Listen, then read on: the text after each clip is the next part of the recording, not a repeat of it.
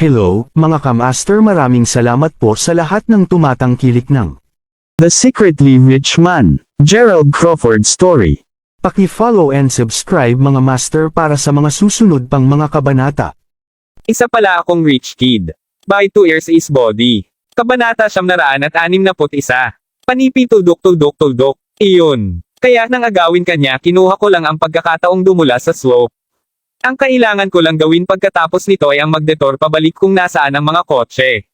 Paliwanag ni Gerald. Nakita ko. Hindi ko inasahan na ganito kakatalino. Gulat na sagot ni Tulip. Narinig iyon, simpleng umiling lang si Gerald sa katahimikan. Pagdating sa paanan ng bundok, pinaikit ni Gerald ang kanyang mga mata at nakita na maraming iba pang mga mamahaling kotse ang kasalukuyang tumatakbo patungo sa kanila. Kapag napalibutan na ng mga kotse ang lugar, agad na sumigaw si Tulip. Diyos ko! Sasakyan na ng tatay ko. Dapat sinabi na ni Nicole sa kanya na nandito ako. Siguradong nasa Syria ako ngayon. Sabi ni Tulip habang nanginginig sa takot. Makalipas ang ilang segundo, isang lalaki na nasa edad na ang lumabas sa sasakyan at lumakad papunta sa kanya bago balisa ng magtanong, ayos ka ba, ikalawang dalaga? Tagumpay. Kung nakarating ka pa mamaya, kung gayon hindi mo na ako makikita. Sagot ni Tulip, isang pahiwatig ng takot na nananatili pa rin sa kanyang tinig. Salamat na lang na nakarating tayo sa oras, kung gayon, si Nicole ang nag-alerto sa akin na malalagay ka sa panganib. Bilang isang resulta, dinala ko kaagad ang lahat ng mga taong ito. Napakaganda na ligtas ka. Tulad ng nangyari, ilang lalaki ang nakipag-chat kay Nicole kanina habang ang karera ay nangyayari. Matapos makipag-usap ng kaunti, nalaman ni Nicole na ang malaking buhok na tao ay hindi isang karaniwan dito. Sa katunayan, ito ang kauna-unahang pagkakataon na nakilala rin siya ng mga lalaki. Ano pa, siya ay marumi yumaman. Pagkatapos ng lahat, natapos na ni Dominic ang pagbook ng buong racetrack sa araw na iyon. Nang malaman ito, agad na naging mapagmatsyag si Nicole tungkol sa kanya. Kung sa bagay, kung totoong yaman siya, bakit hindi siya nagmamaneho ng isang mamahaling kotse? Alam na mas mahusay na maging ligtas kaysa mag-sorry, kaagad na inabisuhan ni Nicole ang kanyang ama tungkol sa kadena ng mga kaganapan. Kaya tila tama ang hula ko, Tulip. Anong mga uri ng panganib ang dapat mong harapin? Pinag-uusapan kung alin, nasaan ang iyong sasakyan? Tanong ni Nicole sa nag-aalala na tono. Narinig iyon, nagsimulang ilarawan ni Tulip kung ano ang nangyari sa kanya. Gayunpaman, ang kanyang bersyon ng kwento ay bahagyang binago. Ayon kay Tulip, nagpanggap siyang pain upang makaakit ng atensyon ng dalawang kidnapper. Habang hinahabol siya, pinagsamantalahan ni Gerald na patumbahin ang dalawang taong walang malay. Matapos makuha ang mga detalyeng kailangan niya, nagpadala agad si Liz ng ilang kalalakihan sa bundok. Ang natitirang mga kalalakihan ay sinabihan na palibutan ang kabuuan ng Bloomlin Mountain para sa mga layunin ng pagsisiyasat. Nang tapos na iyon, tumango si Liz kay Gerald na nakangiti bago sabihin, sigurado ako na ito ang Mr. Crawford na iyong pinag-uusapan. Alam mo bang ang pamilya Yawl ay may utang sa iyo para sa iyong kabaitan sa oras na ito? Bilang pasasalamat sa pag-save ng pangalawang binibini, tiyak na bibigyan ka namin ng isang mahusay na gantimpala sa sandaling makilala niya ang Panginoon. Ayos lang. Si Tulip ang estudyante ko, tutal. Kung gayon paano ito, G. Crawford? Sa ngayon, payagan akong ibalik ka sa universidad sa isa sa aming mga kotse. Gusto ko pahalagahan iyon. Sa pamamagitan nito, nag-utos si G. Place ng isang pangkat na mga kotse upang ibalik sa pamantasan si Gerald at ang kanyang mga mag-aaral. Pagbalik, sinabi ni Gerald sa kanyang mga estudyante na bumalik muna sa klase. Si Gerald mismo ang naghanda na bumalik sa opisina. Gayunpaman, sa sandaling nakarating siya roon, agad niyang narinig ang isang tao na sumisigaw, may isang bagay na naging labis na mali. Totoong hindi niya inaasahan na makatanggap ng mas maraming masamang balita pagkatapos niyang harapin ang lahat ng iyon. Habang pinapanood ang ilang mga lektor na tumatakbo sa labas, casual niyang pinahinto ang isa sa kanila bago tanungin ano ang nangyari. Si Miss Swift at G. Yoxen. Tila nakuha nila ang kanilang sarili sa medyo kaunting problema.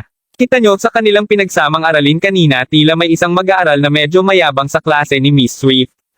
Habang naninigarilyo siya sa banyo habang nagpapahinga, natapos siya sa isang away doon sa mga mag-aaral mula sa ibang klase.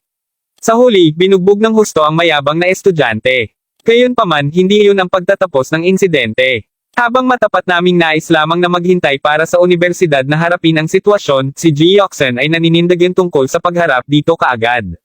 Bilang isang resulta, pinangunahan niya ang mga lalaking mag-aaral mula sa kanyang sariling klase patungo sa kalapit na klase, na kung saan ay ang klase ng mga pumalo sa estudyante ni Miss Swift. Habang si Jioxen ay nagpunta sa pangangatuwiran sa kanila, hindi niya napagtanto kung gaano masama ang kanyang sariling pag-uugali. Matapos maging hindi kanais-nais ang pagtatalo, natalo niya ang isa sa mga estudyanteng lalaki. Paliwanag ng lektor. Kaya't kung ano ang nangyari. Gaano kabalisa para sa mga lektor na bugbugin ang mga mag-aaral. Sabi ni Gerald habang umiling siya na may mapait na ngiti sa labi. Gayunpaman, malinaw na sa araw na ginawa lamang ito ni Quinlan upang mapahanga si Marjorie. Kung sa bagay, maliwanag na may crush siya sa kanya. Bumubuntong hininga, idinagdag ng lektoraryo, mabuti kung doon natapos ang lahat ng problema, G. Crawford. Nakalulungkot, hindi. Alam mo kung sinong estudyante ang binugbog niya. Ipagpatuloy mo, bueno, ang mag-aaral ay anak ng isang mayamang tao sa lungsod ng langit. Dahil ang mayaman ay may malapit na ugnayan sa mga puwersang nasa ilalim ng lupa ng lungsod ng langit, idineklara ng mag-aaral na tatawagan niya ang ilang mga tao. Isang bagay na kakilakilabot ang tiyak na nalalapit na ngayon. Sabi ng babaeng lektor bago tumakbo sa eksena. Nang makita na tumatakbo siya patungo sa pinangyarihan ng insidente, simpleng lumakad si Gerald sa direksyong pupuntahan niya. Siya ay sumusunod sa kanya dahil ang kanyang klase ay kasalukuyang nasa parehong lokasyon din at nais niyang suriin ang kanyang mga mag-aaral. Tulad ng inaasahan, ang buong pasilyo ng kurso ng biology ay masikip sa mga tao. Narito ka, Ginoo, sabi ni Specky pagkakita niya kay Gerald.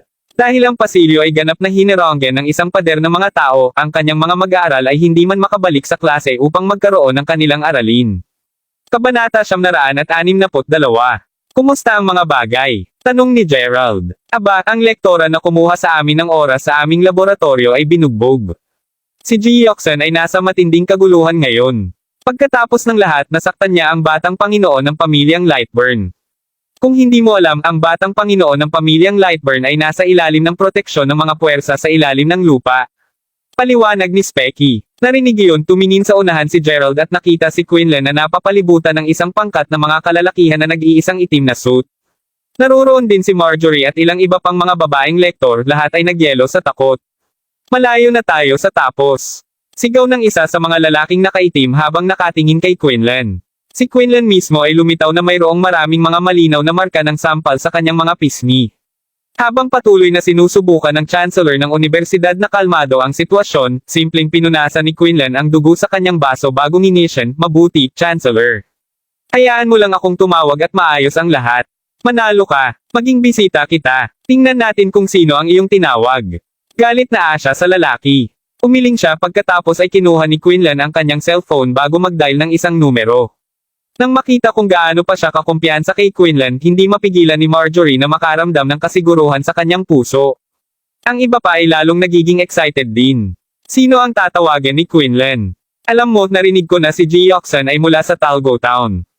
Narinig ko rin ang parehong bagay. Sa alam ko, lahat ng uri ng malupit na tao ay nakatira doon. Sa katunayan, pinag-uusapan kung saan sinabi sa akin ng aking ama na mayroong isang malakas na puwersa sa Talgo Town na kahit na may mga teritoryo sa lungsod ng langit. Posibleng tumawag si Jioxen sa isang tao mula sa pangkat na iyon.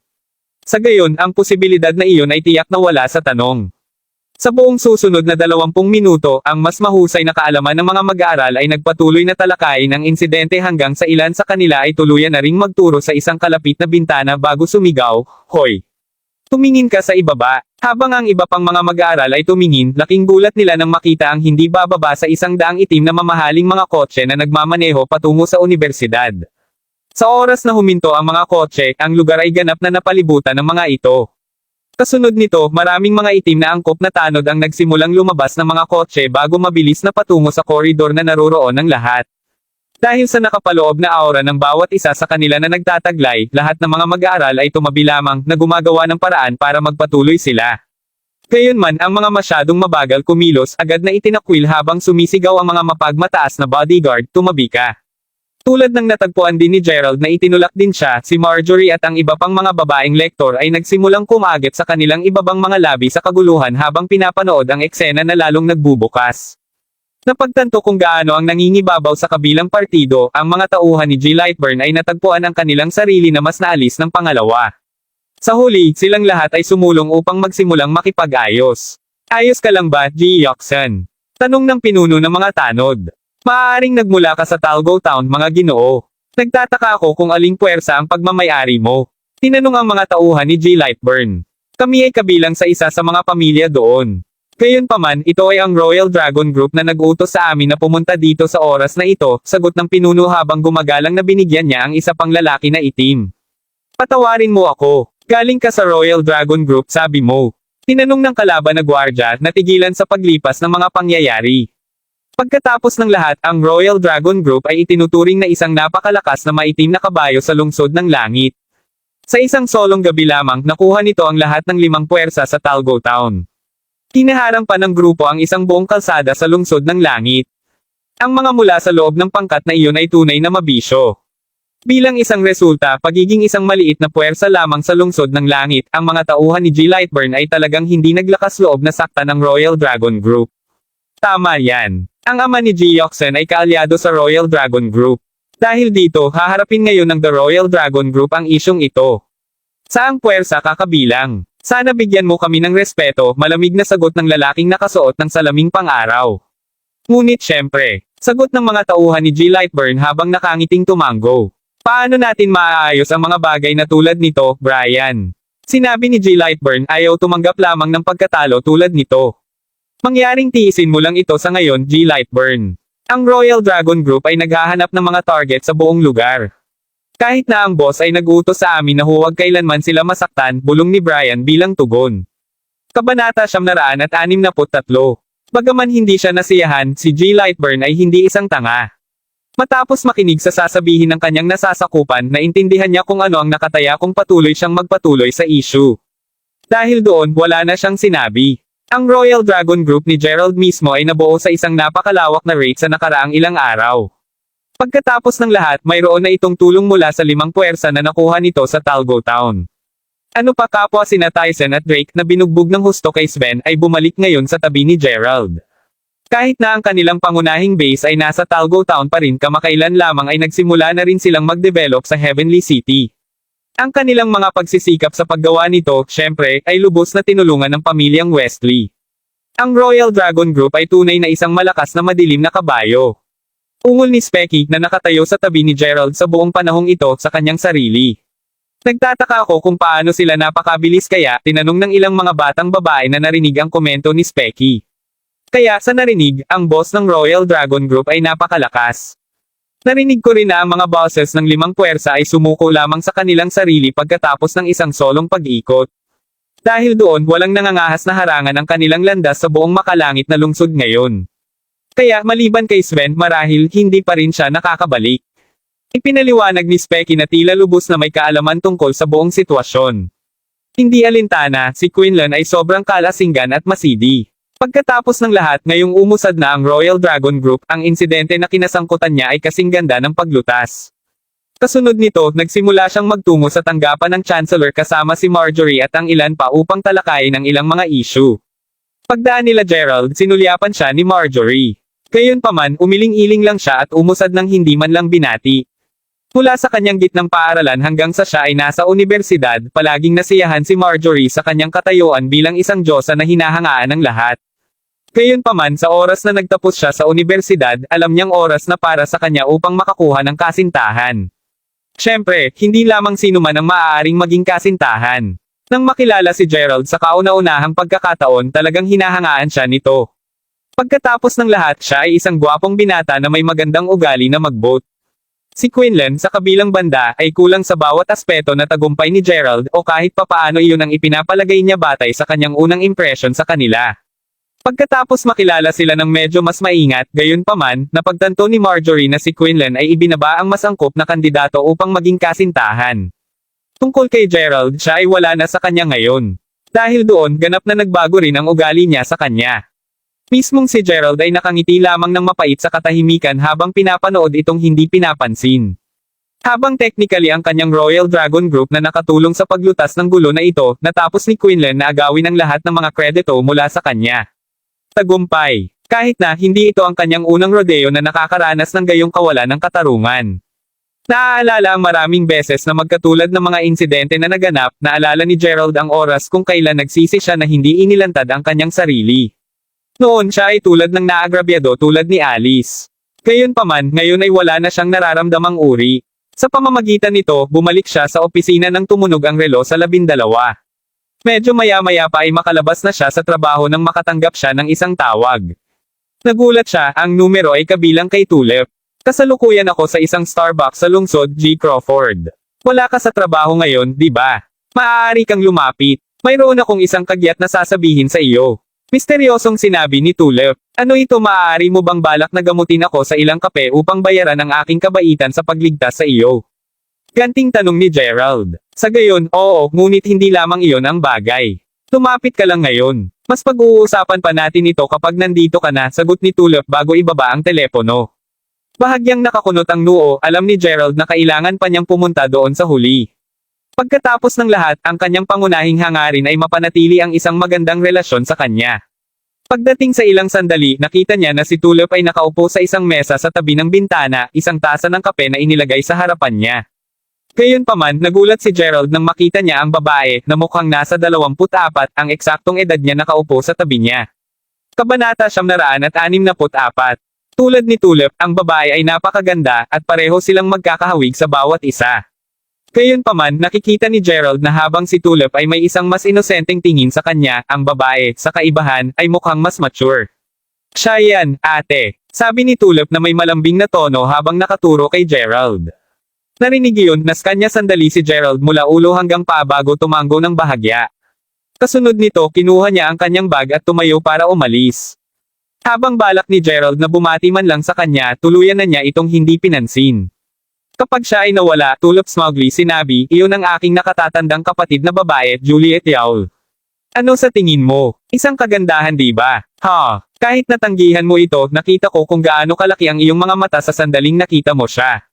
Nodang ng bahagya, simpleng sagot ni Gerald, kaya sabihin mo sa akin, ano ang gusto mong makipagkita sa akin? Aba, bagay na mabuti kaya syempre kailangan kong sabihin sa iyo ng personal. Sa totoo lang, simula ng mabuti, mahusay na balita. Sabi ni Tulip bago bamaantong hininga. Ang totoo, naghahanap ako ng taong angkop para sa pinakamahabang oras. Sa wakas natagpuan kita na maging perpektong kandidato. Dagdag ni Tulip. Manalangin sabihin kung ano ang eksaktong ako ay isang perpektong kandidato para sa. Narinig iyon, simpleng tumawa si Tulip bago sinabi, sige, kaya bago ang ano pa man, sabihin ko na lang na ang naririnig mo ay sobrang nakakagulat. Kung sa wakas ay namamatay ka mula sa kaguluhan, huwag mong sabihin hindi kita binalaan. Huminga ng malalim pagkatapos ay nagpatuloy siya. Kaya't nakikita mo, ang aking kapatid na babae ay naghahanap ng isang manugang sa loob ng ilang sandali ngayon. Tuldok-tuldok. At pagkatapos ng paghahanap ng napakatagal, mukhang ikaw ang pinakaangkop na kandidato para sa trabaho. Panipi tuldok-tuldok-tuldok. Humihingi ako ng pasensya. Isang manugang na manugang. Sabi ni Gerald na agad na tumayo, malapad ang mata. Haha, alam ko di ba nagulat ako na sumang-ayon din ang aking kapatid. Masayang sagot ni Tulip. Malinaw na napagkamalan ni Tulip ang sorpresa ni Gerald sa kaguluhan na ipinaliwanag kung bakit nararamdaman niya ang sobrang saya. Sige, babagal muna tayo. Una sa lahat, ang napakaganda ng iyong kapatid kaya sigurado akong marami siyang mga tagahanga. Bakit naghahanap lang siya ng manugang na lalaki? Tanong ni Gerald, maliwanag sa kanyang boses ang pagbitiw niya. Mahaba itong kwento, sabi ni Tulip na nakabuntong hininga bago ay talye ang lahat. Talaga, pagkatapos siyang maligtas ni Gerald, napag-alitan si Tulip ng kanyang pamilya sa oras na siya ay umuwi. Gayunpaman, matapos siyang pag-alitan ng kanyang ama, isang ideya ang dumating sa kanya. Upang maunawaan ang ideyang iyon, kailangang ipaliwanag ni Tulip kung bakit napunta siya sa Bloomlin Mountain sa una. Sa madaling salita, siya ay nasa masamang kalagayan kamakailan. Bagaman nabigo si Gerald na ipasok ang mga ito sa laboratorio ay ang huling dayami para sa kanya, malayo ito sa tunay na mapagkukunan ng kanyang inis. Ang pangunahing issue tulad ng ipinaliwanag ni Tulip ay tungkol sa isang insidente na nauugnay sa kanyang kapatid na babae na mayroon siyang napakahusay na relasyon. Ayon kay Tulip, sa pagbabalik ni Juliet sa kanyang tinubuang bayan kamakailan lamang, siya ay kumukuha ng mga bagay na labis na takot dahil sa mga isyu na nauugnay sa isang nasirang puso. Si Juliet ay simpleng nagagalit sa lahat ng oras at halos magkakaiba siya sa alam ng kapatid na si Tulip. Napakasama ng mga bagay na sa isang punto, isinaalang-alang pa ng kanyang kapatid na magpakamatay. Ito ang dahilan kung bakit nag-alala si Tulip at madaling magalit sa oras na iyon. Tungkol sa kung bakit si Juliet ay may isang putol na puso sa una siyang nag-aaral sa ibang bansa sa bansa. Sa kanyang panahon doon, mayroon siyang kasintahan at pareho silang nagmamahalan sa loob ng maraming taon. Gayunpaman, sa kalaunan nalaman niya na ang scumbag ay nakipag-ipon na sa ibang tao. Nang iminungkahi niya na pakasalan niya siya sa halip, nag-aalangan pa siya sa paggawa nito. Ang pag-unawa sa puntong iyon na ang kanyang puso ay hindi kailanman pag-aari sa kanya sa una, kinuha ni Juliet ang mga bagay ng napakasama at agad na bumalik sa lungsod ng langit sa sobrang galit. Bago siya itapon sa kabila ng kabila, sinabi pa ni Juliet ng salitang salita, dahil nag-aalangan ka na makasama ka, mabuti na. Dahil iniisip mo ng labis ang iyong sarili, mahahanap ko lang ang pinakawalang kwentang lalaki sa planeta na maging asawa ko. Magsisisi ka sa pagpaparamdam sa akin ng ganitong paraan. Nang bumalik, humingi siya ng tulong kay Tulip upang hanapin ang gayong tao. Mahalaga, ang perpektong kandidato ay isang taong walang halaga, ngunit matapat. Mabilis sa kasalukuyan tulad ng sinabi niya, nakuha niya ang ideya na si Gerald ay perpekto para sa papel habang pinagagalitan siya ng kanyang ama. Nang matapos ang kanyang ama, hinanap niya kaagad ang kanyang kapatid at sinabi sa kanya ang lahat tungkol kay Gerald. Habang tinangka ni Gerald na irehistro ang lahat ng narinig niya, na-replay ni Tulip ang naunang pag-uusap nila sa kanyang kapatid sa kanyang isip. Noon, natagpuan ni Tulip si Juliet na nakatingin sa bintana. Tumatakbo sa kanya na nasa sabik, sinabi ni Tulip, sa wakas natagpuan ko ang perpektong taong para sa iyo, kapatid. Sino siya? Sa gayon siya ay isang bagong lektor ng minahan na tinawag nating lahat na Teacher Skitterbrook. Siya rin ang nagligtas sa akin ngayon kaya masasabi kong sigurado na siya ay isang matapat na tao. Upang maging lantad, hindi rin siya mukhang masama. Ano sa tingin mo? Dapat ko bang tanungin siya kapag tapos na siya sa trabaho ngayon? Sa pamamagitan nito, makakatingin ka sa kanya ng maayos. Kung maayos ang lahat, maaari kang magpakasal sa kanya at makapaghiganti sa scrum bag na iyon. Tiyak na maiinis siya dahil malinaw na walang pakinabang sa kanya ang aking lektor. Haha, nakikita ko. Mabuti kung gayon mangyaring tanungin siya ngayong gabi. Kapag tinitingnan ko siya ng mabuti at kung maayos ang kalagayan, pipirmahan namin ang kontrata upang maging asawa ko siya sa loob ng 1 taon. Kapag natapos na ang taon, gantimpalaan ko siya ng naaayon.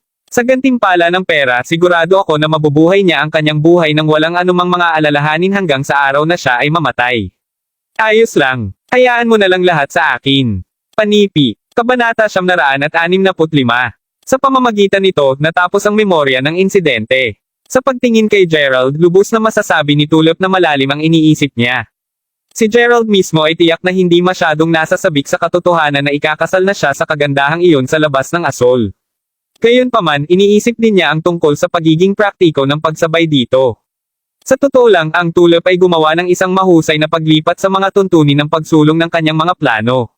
Pagkatapos ng lahat, hanggat nakakapasok siya sa pamilyang Yawl, pagkatapos ay makakapagtigil siya sa kanyang pamamasyal na pamumuhay ng kahit sandali.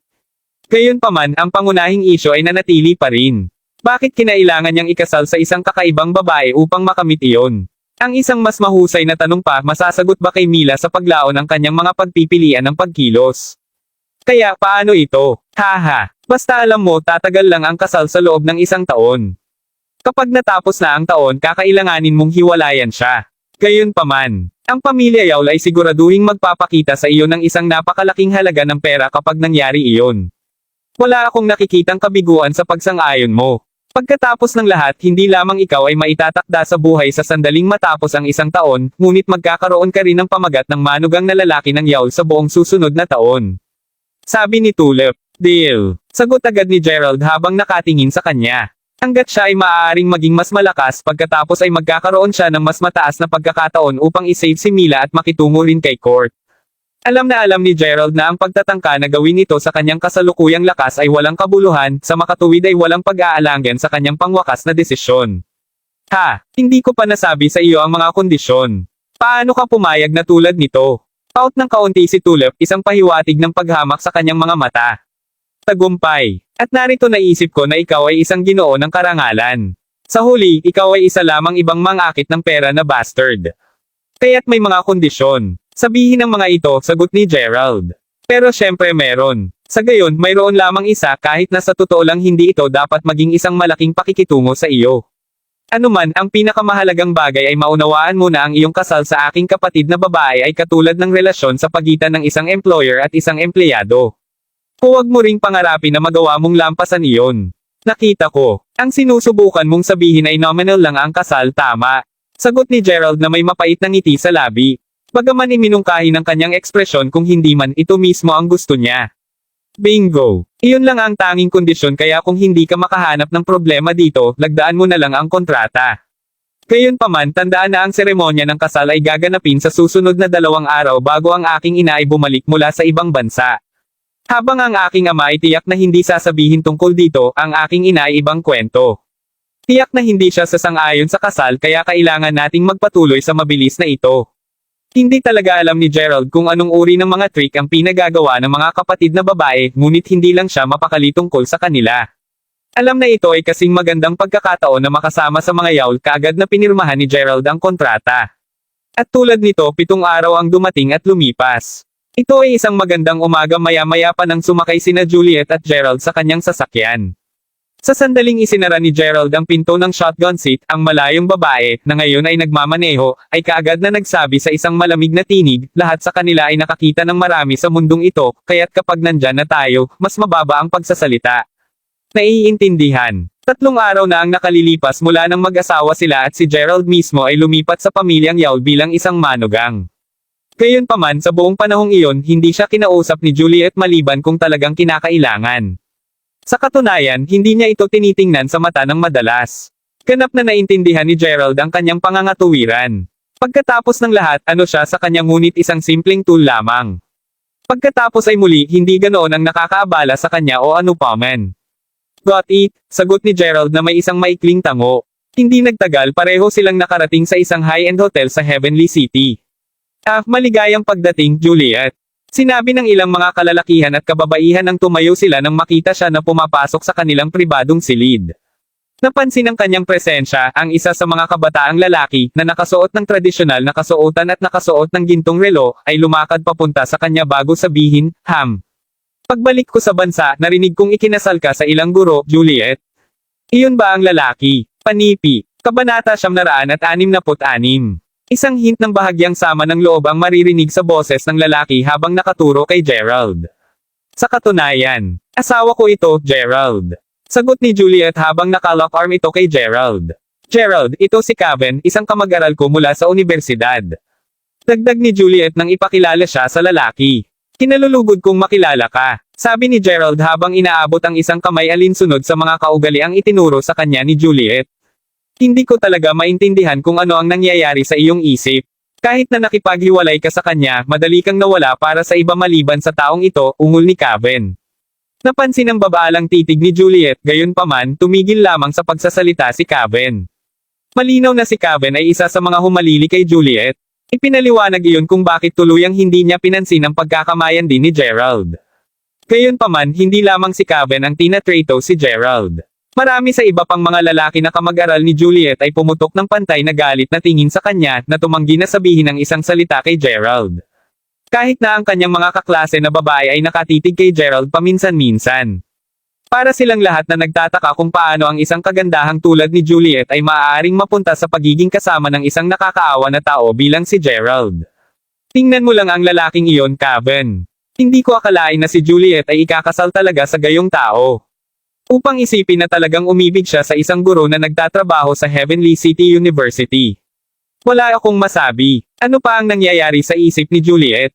Ilang sandali pa nang marami sa kanyang mga kaklase na lalaki ay tinatalakay si Gerald sa labas mismo ng gents. Ang kanilang hindi kasiyahan sa kanya ay ginagarantiyahan dahil ang karamihan, kung hindi lahat, sa kanila doon ay maaaring magkaroon ng isang crush o nahulog para sa kanya isang beses. Mismong si Kevin mismo ang may pinakamahabang panahon sa kanya. Gayunpaman, dahil mayroon ng iba sa kanyang puso si Juliet noon, wala nang nagkaroon ng pagkakataong tanungin pa siya. Nang malaman na sa wakas ay nakipaghiwalay siya sa kanyang kasintahan, lahat ng kanyang mga kamag-aral ay sabik na sa wakas ay masubukan ang kanilang kapalaran. Nako, ang susunod na kanilang nalalaman, ikinasal na siya sa isang walang silbi na tao. Sa kanilang lahat na mga kilalang tao, hindi talaga nakapagtataka kung bakit minamaliit nila si Gerald. Kung tutuusin, simpleng lektor lang siya. Manalo ka. Alam ko di ba wala man kaming masabi kay Juliet ngayon dahil panay ang paligid niya. Ano ang isang hindi maginhawa paningin? Si Nico ang isa pang kaklase. Kung ganoon kung gayon ay pabayaan lamang natin siyang umalis pagkatapos. Lilinawin namin sa kanya na ang aming mga pagtitipon ay hindi mga kaganapan na maaaring dumalo ang sinuman, lalo na ang mga taong may katayuan. Inisya ni Kevin. Matapos sabihin iyon, sinimulan niyang ibulong ang kanyang plano sa lahat ng kasalukuyang lalaking kamag-aral. Sa sandaling sumangayon ang lahat sila ay bumalik sa pribadong silid na magkasama. Sa sandaling makita ni Kevin si Gerald, lumakad siya palapit sa kanya nang nakangiti bago sabihin, speaking of which, hindi pa nga kami nakainuman kasama ang ikakasal. Dahil sa inagaw mo sa amin ang aming Diyosa, kailangan mong uminom kasama namin ngayon. Ang ibang mga lalaki ay simpleng nagpapalitan ng tingin sa isa't isa na may glee bago malamig na ngumiti kay Gerald. Sa kabila ng maliwanag at biglang pagbabago ng ugali ni Kevin, pasimpleng ibinalik ni Gerald ang ngiti habang sumagot siya, oo naman. Ano ang iniinom natin ngayon? Iyon ang espiritu. Gayon din, umiinom kami ng alak. Nagkataon lamang na magkaroon ako ng ilang mga kahon ng mahusay na alak sa aking kotse na dinala ko mula sa bahay. May nagdadala habang nagsasalita tayo. Sinabi ni Kevin na hindi inaasahan na sumasang-ayon si Gerald ng ganoong kadali. Mabuti ang tunog ng alak. Sa katunayan, gusto ko ang pag-inom ng alak. Natatawang sagot ni Gerald. Dahil madaling madama ni Juliet na si Kevin at ang iba pa ay walang kabuluhan, una niyang binalak na paalalahanan si Gerald laban sa pagkahulog dito. Nakikita kung gaano siya walang pag-arte kumilos, subalit, naiwang walang imak si Juliet. Hayaan mo lang siyang uminom kung nais niya ng labis kung gayon. Napaisip si Juliet sa sarili bago tumingin sa gilid. Di nagtagal, bumalik ang kanyang mga kaklase na lalaki na may dalang dalawang kahon ng alak. Ay, at oo nga pala, Gerald. Ang aking kaibigan dito ay nagpapatakbo ng isang alak ng alak. Bilang isang resulta, mahawakan niya ng husto ang kanyang alkohol. May problema ka ba sa kanya bilang master habang umiinom kami kasama? Pagkatapos ng lahat, pareho kaming masigasig na tangkilikin ng isang mahusay na inumin kasama mo. Kumusta naman? Tanong ni Kevin habang nagpatuloy sa ngiti. Hindi problema. Sagot ni Gerald sabay tango. Walang napansin ang hindi mapipintong glint sa mga mata ni Gerald habang sinabi niya iyon. Matapos sanayin ng maraming kasanayan na itinuro sa kanya ni Finlay, sinanay na ni Gerald ang kanyang sarili upang maging immune sa lahat ng uri ng alkohol. Sa katunayan, nakapagkonsumo na rin siya ng pangunahing mga lason nang hindi kinakailangang harapin ang anumang mga side effects. Ang alak ay wala sa kanya. Ang pangunahing dahilan kung bakit sumang-ayon si Gerald sa panukala ni Kevin ay dahil alam niya kung gaano ang ayaw sa kanya ni Kevin at ng iba pang mga kamag-aral. Ang kasalukuyang Gerald ay hindi na tulad ng dati. Hindi lang niya tinitiis ang lahat ng kanyang galit matapos na mababash sa sobrang paligid. Dahil ang dami nilang ginusto na maglaro sa kanya pagkatapos ay makipaglaro sa kanila na gusto niya. Kabanata 167. Si Kevin naman ay hindi mapigil ang umiling habang mapangiti siya ng Riley. Ang lahat ng mga tao ay may hangganan sa kanilang pagpapaubaya sa alkohol at tiyak na iinuman niya si Gerald hanggang sa lumagpas sa kanya. Totoo sa kanyang salita, ang pamilya ng kanyang kaklase ay tunay na nagmamay-ari ng isang alak. Natitiyak ni Kevin na kaya niyang tuluyang masira si Gerald dahil ang kanyang kamag-aral, na kinonsidera rin niyang kapatid niya, at ang kanyang ama ay kapwa nagtitiis sa alkohol. Sa katunayan, pagkatapos ng isang pag-check up, ang kanilang mga katawan ay tila nagkaroon ng pag-access sa mas maraming mga alkohol na nakakalas na mga enzyme kumpara sa mga regular na tao. Minsan niyang nakita ang kanyang kamag-aral na umiinom ng 7 buong bote ng labis na alak na porsyento ng alkohol, pabalik-balik, bago tuluyang maabot ang kanyang limitasyon. 7 buong bote ng alak. Sa pag-iisip na iyon, naramdaman ni Kevin na magiging dumudugo na si Gerald mula sa kanyang tiyan bago pa man lumasing muli ang kanyang kamag-aral. Ngayong handa na silang lahat, ang mga patakaran ay simple. Ang bawat isa sa 5 mga kalahok na tao kasama sina Gerald, Kevin, 2 iba pang mga kamag-aral, at kaibigan ni Kevin sa paggawaan ng alak ay dapat na pumalit sa pagbaba ng mga tasa ng alak, at sa tuwing napuno ang kanilang mga tasa, kailangan nilang tapusin ang bawat huling patak dito. Maaari itong muling punan. Hindi nagtagal bago kapwa ang kaibigan ni Gerald at Kevin na ang pamilya ang nagmamay-ari ng alak ay nakatapos ng 3 buong bote ng alak bawat isa. Si Kevin mismo ay namumutla na noon at siya ay may isang nakakatakot na ekspresyon sa kanyang mukha. Gayunpaman, may malay pa rin siyang kaalaman upang malaman na dapat pa rin siyang maging maayos para sa hindi bababa sa 3 higit pang mga bote ng alak. Kasabay nito, si Juliet at ang iba pang mga batang babae ay lahat ay lalong natatakot sa bawat baso na inumin ng 5 lalaki. Siguradong nasobrahan nila ito. Nag-alala, lumingon si Juliet kay Gerald. Gayunpaman, sa sorpresa niya, tumingin siya ng walang kabuluhan. Ito ay halos tulad ng kung hindi siya nakainom ng anumang alak sa lahat. Hawak mo talaga ang alak mo, Gerald. Sigurado akong makakakainom ka pa ng 3 bote, di ba? Bulol ni Kevin sa parehong paniniwala at sorpresa. Well, syempre kaya ko. Parin, tandaan na kailangan ninyong 3 na uminom kasama kami. Dahil ang kapatid na ito at ako ay nakababa na ng 3 bote ng alak bawat isa, hindi ba dapat na magsimula ka ring sumabay sa bilis? Sagot ni Gerald na may ngiti sa labi. Ayos kung ganon. Dahil handa si Gerald na magpatuloy sa pag-inom pagkatapos ay ipagpapatuloy din namin ang pag-inom. Habang idineklara iyon ng dalawa pang kamag-aral, bumulong si Kevin sa kanyang mabuting kaibigan, sabihin, Jarsen, nakakapaghang ka pa rin ba? Ako, ayos lang ako. Sumagot si Jarsen na anak ng may-ari ng pagawaan ng alak habang kinawayan niya ang kanyang kamay na paalis. Narinig iyon, tumango si Kevin at nagsimula ang susunod na pag-inom. Napapanood lamang ni Juliet sa sobrang takot habang silang lima ay nagpatuloy sa pagbagsak ng mas maraming alak. Habang si Jarsen at Gerald ay nag-iinuman pa sa par sa bawat isa, sina Kevin at ang iba pang dalawang lalaki ay mas pinabagal ng puntong ito. Ano pa habang ang iba pang dalawa ay nagpatuloy sa pagbaba ng mga tasa ng alak sa iisang gulps, ang natitirang trio ay natagpuan ang kanilang sarili na umiinom ng kalahating tasa sa bawat oras.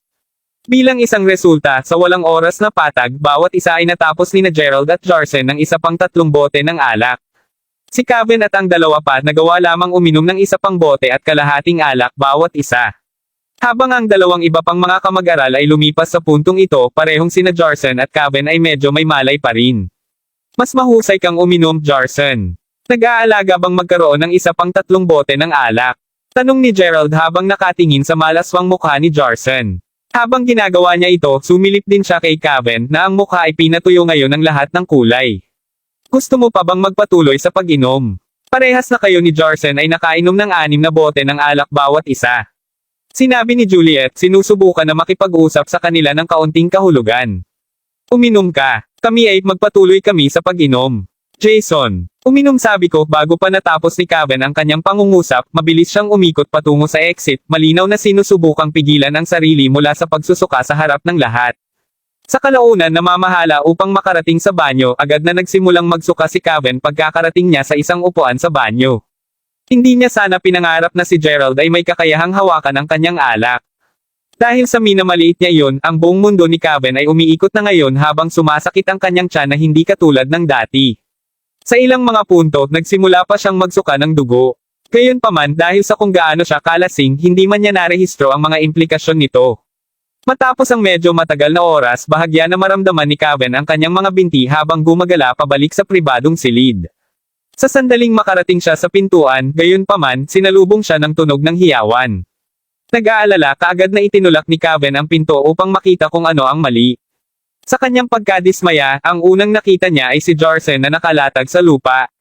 Dugo at bula ang tumalsik mula sa kanyang bibig at maging ang mga puti ng kanyang mata ay nagpapakita.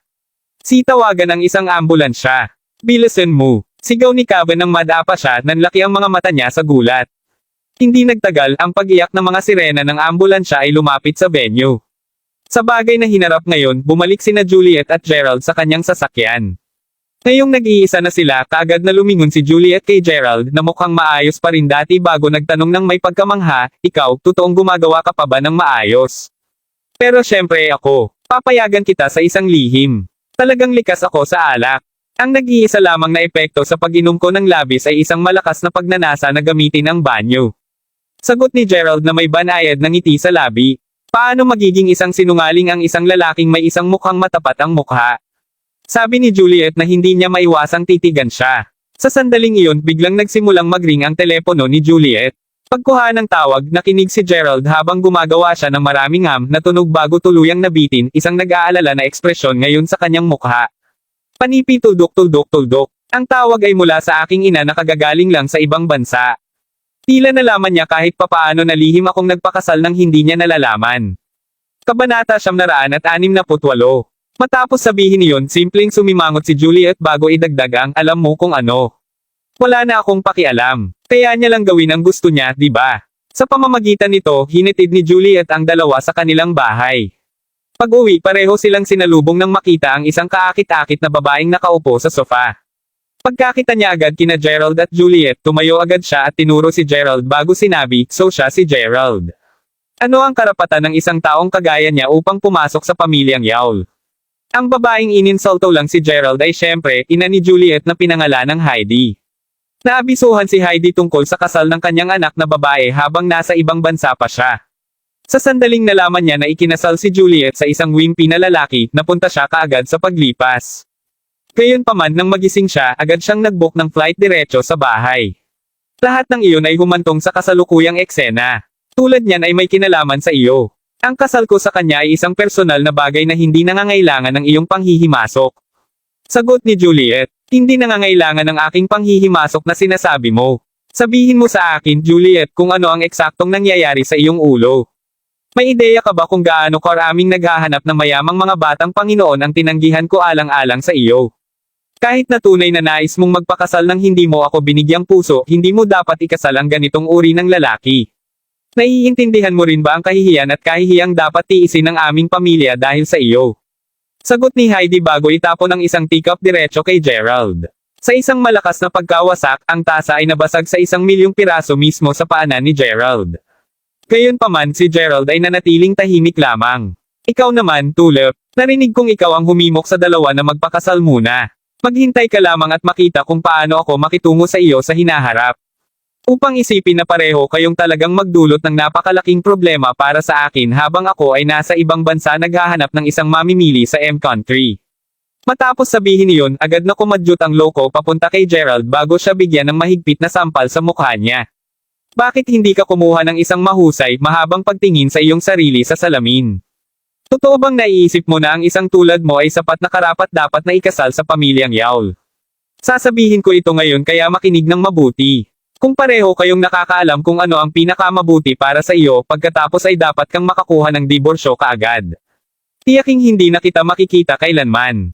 Yumengal na Heidi habang tinatapakan ang hagdan sa galit habang binubagsak ang lahat ng mga pote ng bulaklak sa hagdan, nakikita niya. Habang madaling maiiwasan ni Gerald ang sampal ni Heidi, napadali lang siya ng pansin sa sinabi nito. Bilang ito ay naging, Heidi talagang napunta sa M-Country upang maghanap para sa isang mamimili. Dahil alam na alam ni Gerald na ang mga Yowls ay hindi mga mangangalakal, walang ibang dahilan para sa isang mayamang may bahay na tulad niya upang maghanap para sa isang mamimili sa ibang bansa maliban kung tungkol sa Ginseng King. Naaalala kung ano ang sinabi sa kanya ni Quest dati, ang mga Yawl ay naghahanap pa rin ng isang mamimili noong panahong iyon kahit na hindi nila alam kung kanino nila ito ibebenta. Sa huli, napagpasyahan nila na ang pinakamahusay na landas ng aksyon ay i-export ang Ginseng King. Ano man dahil si Heidi ang naging ibang bansa, nangangahulugan iyon na dapat kasama siya ng hari ng ginseng. Iyon ang kabuuan ng kung paano nagawang talagang mapunta ni Heidi ang isang sampal sa mukha ni Gerald. Ano man nang makita ni Juliet na si Gerald ay tila nasa sabik pa rin sa pagbalik sa kanilang silid, sinabi niya, dahil masampal ka niya, siguraduhin kong magdagdag ng dagdag $1,000 bilang kabayaran ng wakasan na naming wakasan ang aming isang taong kontrata. Panipi-panipi tuldok-tuldok-tuldok. Totoo bang naiisip mo na ang pera ay nangangahulugang lahat? Tanong ni Gerald mula sa asol habang nakataas ang ulo upang tingnan ito. Hindi ba? Haha, hindi ka ba sumang-ayon na gawin ang lahat ng ito sa una dahil sa pera? Sagot ni Juliet na may bahid ng paghamak sa boses nito. Narinig iyon, pinili ni Gerald na huwag tumugon. Sa halip, tumungo siya sa banyo sa labas upang maghugas ng mukha. Habang hinuhugasan niya ang kanyang mukha, gayunpaman, sandali niyang nasulyapan ang isang 6 taong gumagalaw ng napakabilis sa labas ng bintana ng banyo mula sa gilid ng kanyang mata. Matapos ang mahabang pagsasanay, alam ni Gerald na mapagkakatiwalaan niya ang kanyang pagbabantay. Tiyak na may isang tao roon ng mas maaga. Pinahid ang mukha niya, pasimpleng tumingin sa bintana si Gerald. Kasunod nito, sa halip na lumabas sa pintuan, tumalon siya sa bintana ng banyo. Napansin na ang anino na tao ay nasa unahan, agad niyang sinimulang habulin ang ibang tao. Hindi nagtagal ay maliwanag kay Gerald na ang hindi pinangalanan na tao ay isang tao na parehong napakabilis at may kasanayan. Pagkatapos ng lahat, gaano man nadagdagan ni Gerald ang kanyang bilis, ang nakatakas na anino ay laging pinapanatili ang isang ligtas na distansya mula sa kanya. Ang katagang ligtas na distansya ay ginamit ni Gerald upang ilarawan ang distansya mula sa kung saan ligtas ang isang tao mula sa pumatay ng iba sa pamamagitan ng paggamit ng mga nakatagong armas. Ang mas pag-iisip niya tungkol dito, mas napagtanto ni Gerald na may posibilidad na ang taong anino ay talagang mas dalubhasa kaysa sa kanya. Maya-maya, tumigil ang paggalaw ng tao sa sandaling makarating siya sa isang bangka sa pamamagitan ng isang talampas. Si Gerald mismo ay umabot sa anino ng mga segundo at kalaunan ay nakita na niya kung ano ang hitsura ng tao. Sa ilalim ng ilaw ng liwanag ng buwan, ang figure ay lumitaw na simpleng tao na may itim na balabal na nakatikip sa kanya. Gayunpaman, ang robe mismo ay mahusay na natakip ang karamihan sa mga tampok ng lalaki, na iwan lamang ang kanyang mga mata na nakikita. Nakasimangot, tinanong ni Gerald. Sino ka? Kabanata 969. Malamig na nakatingin ang kanyang mga mata sa lalaki habang nagtatanong. Sa tainga niya, narinig ni Gerald kung paano huminga ang tao mula sa kinatatayuan niya. Batay sa nag-iisa na iyon, masasabi na ni Gerald na ito ay isang pambihirang tao. Dahil ang figure ay hindi tumutugon, isa sa alang-alang pa ni Gerald ang kanyang susunod na paglipat ng bigla na lang, ilang mga flash ng ilaw ang kumislap sa harapan niya. Ang susunod na bagay na nalalaman niya, 4 na iba pang katulad na bihis na mga lalaki ay tumalon mula sa wala saan at lahat sila ngayon ay nakatayo sa harap niya. Tulad ng tao na una niyang hinabol, lahat ng 4 sa mga bagong may talukbong na figure ay tila may mga kasanayan at kakayahan na mas mataas kaysa sa kasalukuyang mayroon siya. Maaari ba itong ang mga model? Napaisip si Gerald sa sarili. Mayroong 2 kadahilanan kung bakit ka namin tinawag ngayon, Gerald. Inanunsyo ang lalaking namuno kay Gerald doon. Mula sa kanyang boses, nahulaan ni Gerald na ang taong nasa ilalim ng hood ay isang medyo matandang lalaki. Sabihin mo sila. Bago yun, inaasahan kong alam mo na ang pangalan ng pamilya Crawford ay naipasa ng maraming taon at malawak na nauugnay sa pagiging kilala at pagkakaroon ng malaking kayamanan. Alamin na bilang batang Panginoon ng pamilya Crawford, pinahiya at sinira mo ang kaugalian ng pamilyang Crawford pamantayan sa moral at kanilang pamumuhay sa pamamagitan ng pagsang-ayon na maging isang manugang. Sa makatuwid, ang aming unang dahilan para tawagan ka ngayon ay upang magturo sa iyo ng isang aralin. Kaya alam mo ang aking totoong pagkakakilanlan. Batay sa kung ano ang iyong sinabi, maaari ko bang kumpirmahin kung ikaw ay mula sa pamilyang model? Tanong ni Gerald. Gayunpaman, hindi tumugon ang lalaki. Sa halip, sumugod ang lalaki sa unahan at bago pa man makapag-react si Gerald, nasa harapan na niya ang lalaki. Kagad pagkatapos, ang lalaki ay naghahatid ng 2 mahigpit na sampal sa kanyang mukha. Sa sandaling nakabawi siya, agad na lumingon si Gerald sa sumasalakay sa kanya. Gayunpaman, naiwan siyang gulat nang mapagtanto niya na sa isang iglap lamang ng isang mata, ang matanda ay bumalik na sa kanyang orihinal na posisyon. Si Gerald ay bahagyang nagkaroon ng pagkakataon sa pakikipaglaban. Sa kanyang sorpresa, inulit ni Gerald ang kanyang unang katanungan. Sino? Sino kayong lahat? Tulad ng para sa pangalawang dahilan, nakatanggap ako ng isang utos mula sa aming Panginoon na ibalik ka upang makita siya. Gayunpaman, alam ko na ang Ginseng King ay magiging kapaki-pakinabang sa iyo. Dahil doon, iiwan ko sa tabi mo ang makapangyarihang 4 na hari sa ngayon. Tandaan na ihahatid ka nila kaagad pagkalipas ng 10 araw, handa ka man o hindi. Ang makapangyarihang 4 na hari, iyon ay tayo. Sa loob ng 10 araw na ito, lahat kayong 4 ay mananatili sa tabi ni Gerald at sumunod sa lahat ng kanyang mga utos. Hindi alintana kung nakakuha siya ng kanyang mga kamay sa hari ng ginseng o hindi, sa oras na matapos ang kanyang 10 araw, lahat kayong ibabalik siya sa ating Panginoon. Bili ng matandang nakaitim. Pinatunayan. Nang marinig iyon, tumango ang matanda bago tumalikod. Gayunpaman, bago siya makaalis, sumigaw si Gerald, "Hold it." Sino nga ba ang Panginoon na ito na iyong binabanggit? Dahil dumudugo na ang mga sulok ng bibig ni Gerald dahil sa 2 sampal na natanggap niya kanina, nagtanong siya habang inikapang ang pisngi. Malalaman mo kung sino siya sa sandaling makilala mo siya. Sagot ng matanda bago umalis kaagad pagkatapos gaano katindi. Sa pag-iisip tungkol dito, ang lakas at kakayahan ng mga lalaking ito ay higit na lumampas sa kung ano kahit na may kakayahang ang mga model. Maaari bang magkaroon ng mas malakas na mga Panginoon sa mundong ito na hindi mula sa pamilyang model? Tulad ng haka-haka ni Gerald, naisip niya kung gaano ito kahusay kung si Finlay ay nasa tabi niya ngayon. Pagkatapos ng lahat, tiyak na matatansya ni Finlay kung gaano kalakas ang mga lalaking ito. Kapag sinubukan ni Gerald na tanungin ang Mighty Four Kingsmen upang makakuha ng karagdagang mga detalye, ang ginawa lamang nila ay alinman sa pagyanggo o pagiling. Malinaw na hindi siya makakakuha ng anumang kapaki-pakinabang na impormasyon mula sa kanila, at pinaramdam nito kay Gerald na labis na walang magawa tungkol sa buong sitwasyon. Naiintindihan na malalaman lamang niya ang tungkol sa kanila kapag nakilala niya ang kanilang Panginoon. Sinabi sa kanila ni Gerald na bumalik sa kanyang manor upang maghintay ng mga karagdagang utos. Kung sa bagay, hindi magiging madali para sa kanya na magkaroon sila ng paligid dahil nakatira pa siya sa mansyon ng pamilya Yawl.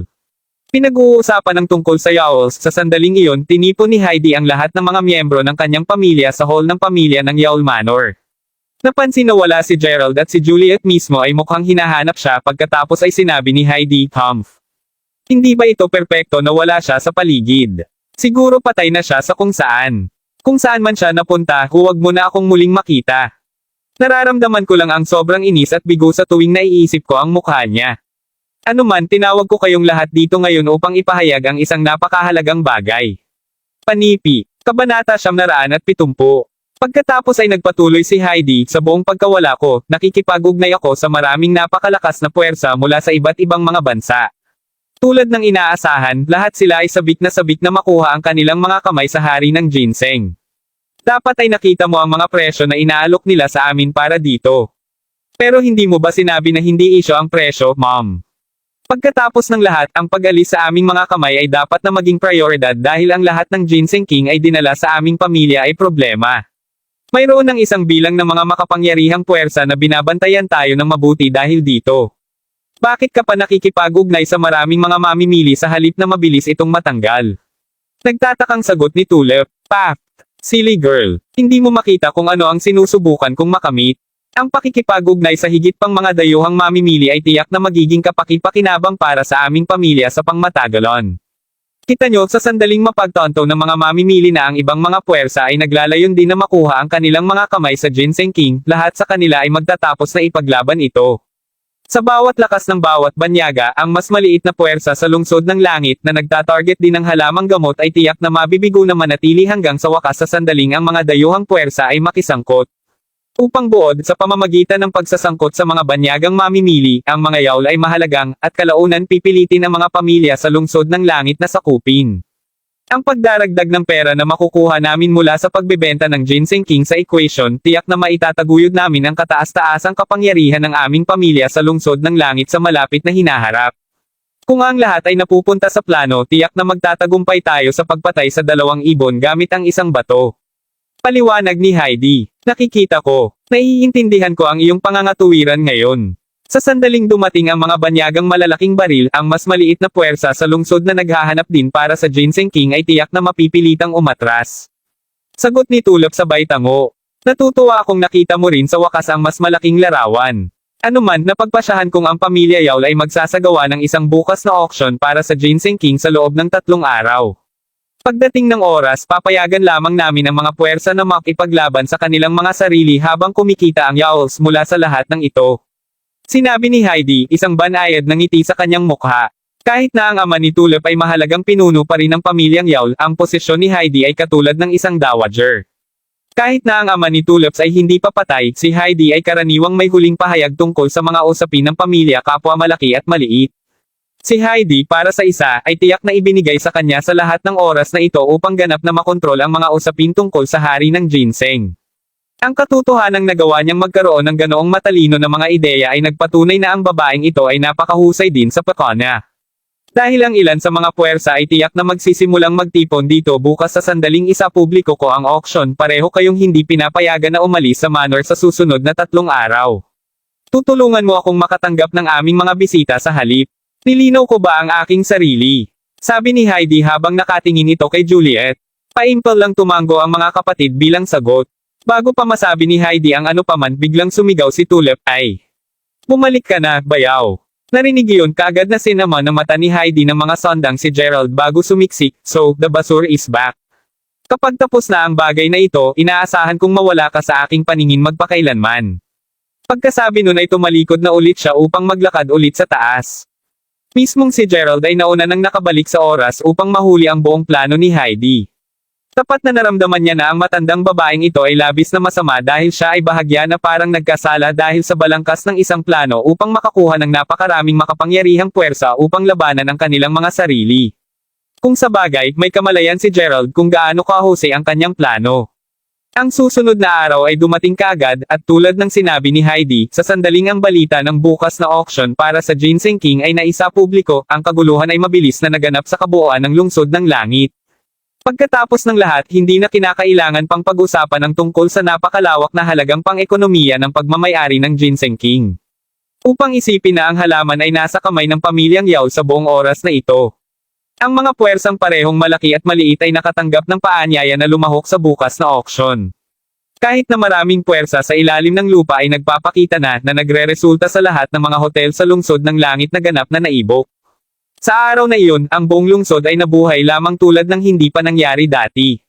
Gayunpaman, tulad ng inaasahan ni Gerald at Heidi, malapit nang sumunod ang mga madugong alitan. Hindi pa nagdaang umaga nang ang 2 lokal na puwersa ay sumabak sa isang kaayla hilakbot na laban na nagre-resulta sa magkabilang panig na dumaranas ng matinding pagkalugi. Dahil dito, natagpuan ng parehong puwersa ang kanilang sarili na humihiwalay mula sa auction sa mismong araw na ito ay inanyayahan. Ang mga, gayunpaman, ay maliit lamang na mga fries. Ang dalawang powerhouse na talagang mahalaga sa Heavenly City ay ang Sven Westmore Group at ang Royal Dragon Group.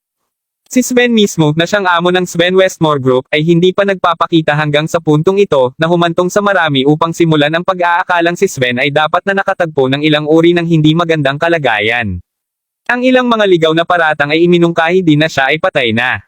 Bilang isang resulta, maraming mga puwersa na una ay kaanib sa Sven Westmore Group ay natagpuan sa paglaon na nagsumite sa Royal Dragon Group, ang napakalakas at makapangyarihang maitim na kabayo. Pumabalik sa Yowls, natural na naging abala sila nang makita na sila ang nag-organisa ng kaganapan. Para sa venue ng kaganapan, ang Yowls ay nag-book ng Longstone Mountain Villa na kung saan ay isang malaking magagandang lugar sa Heavenly City. Mula sa simula ng unang araw, ginugol ni Heidi at ng kanyang dalawang anak na babae ang karamihan sa kanilang oras doon pagtanggap ng mga panauhin mula sa buong lugar. Maraming mga lokal ng Longstone City din ang dumating upang sumali sa kasiyahan, lahat sila ay nais na panoorin ang labis na kamanghamanghang seremonya. Pagkatapos ng lahat, walang katulad sa dakilang sukat na ito ang nangyari sa lungsod ng langit sa mga dekada ngayon. Hindi ba maraming tao, nanay? Magiging imposible para sa amin na ayusin para sa kanilang lahat na manatili sa Longstone Mountain Villa. Masyado nang masikip na. Reklamo ni Tulip. Inimbitahan pa ni Tulip ang kanyang mga kaklase na tulungan sila ngayon. Nakalimutan mo na ba? Patuloy kong pinapaalala sa iyo na sa lahat ng mga puwersang dumadalo, kailangan lamang naming gumawa ng mga espesyal na kaayusan at bigyang pansin ang 18 sa kanila. Hindi mo kailangang mag-abala tungkol sa iba pang mga puwersa. Pinag-uusapan kung sakaling nakalimutan mo, mangyaring tandaan na gumawa ng labis na mga espesyal na kaayusan para sa dalawang pangunahing puwersa din sa lungsod ng langit. Pinag-uusapan ko ang tungkol sa Sven Westmore Group at pati na rin ang Royal Dragon Group. Pagkatapos ng lahat, kakailanganin pa ring harapin ng mga yawl ang mga ito kapag tapos na ang bagay. Dahil dito, talagang hindi natin kayang mapahamak ang lahat sa kanila. Binalaan si Heidi ng lumingon ito kay Tulip. Kabanata 971. Nakuha ko ito, inay. Gayunpaman, hindi ba misteryoso ang boss ng Royal Dragon Group? Pagkatapos ng lahat, napasikat niya ng mabilis ang mga ranggo sa lungsod ng langit. Ang boss ay dapat maging labis na pambihirang. Gayon din, mula sa narinig ko, ayaw niyang lumahok sa maraming mga okasyon. Napapaisip ako kung ang isang napakalakas na figure ay talagang nais na lumahok sa kaganapan ng aming pamilya sa una. Sagot ni Tulip. Sa aking pagbabalik sa bansa, narinig ko rin ang mga bagay tungkol sa Royal Dragon Group din.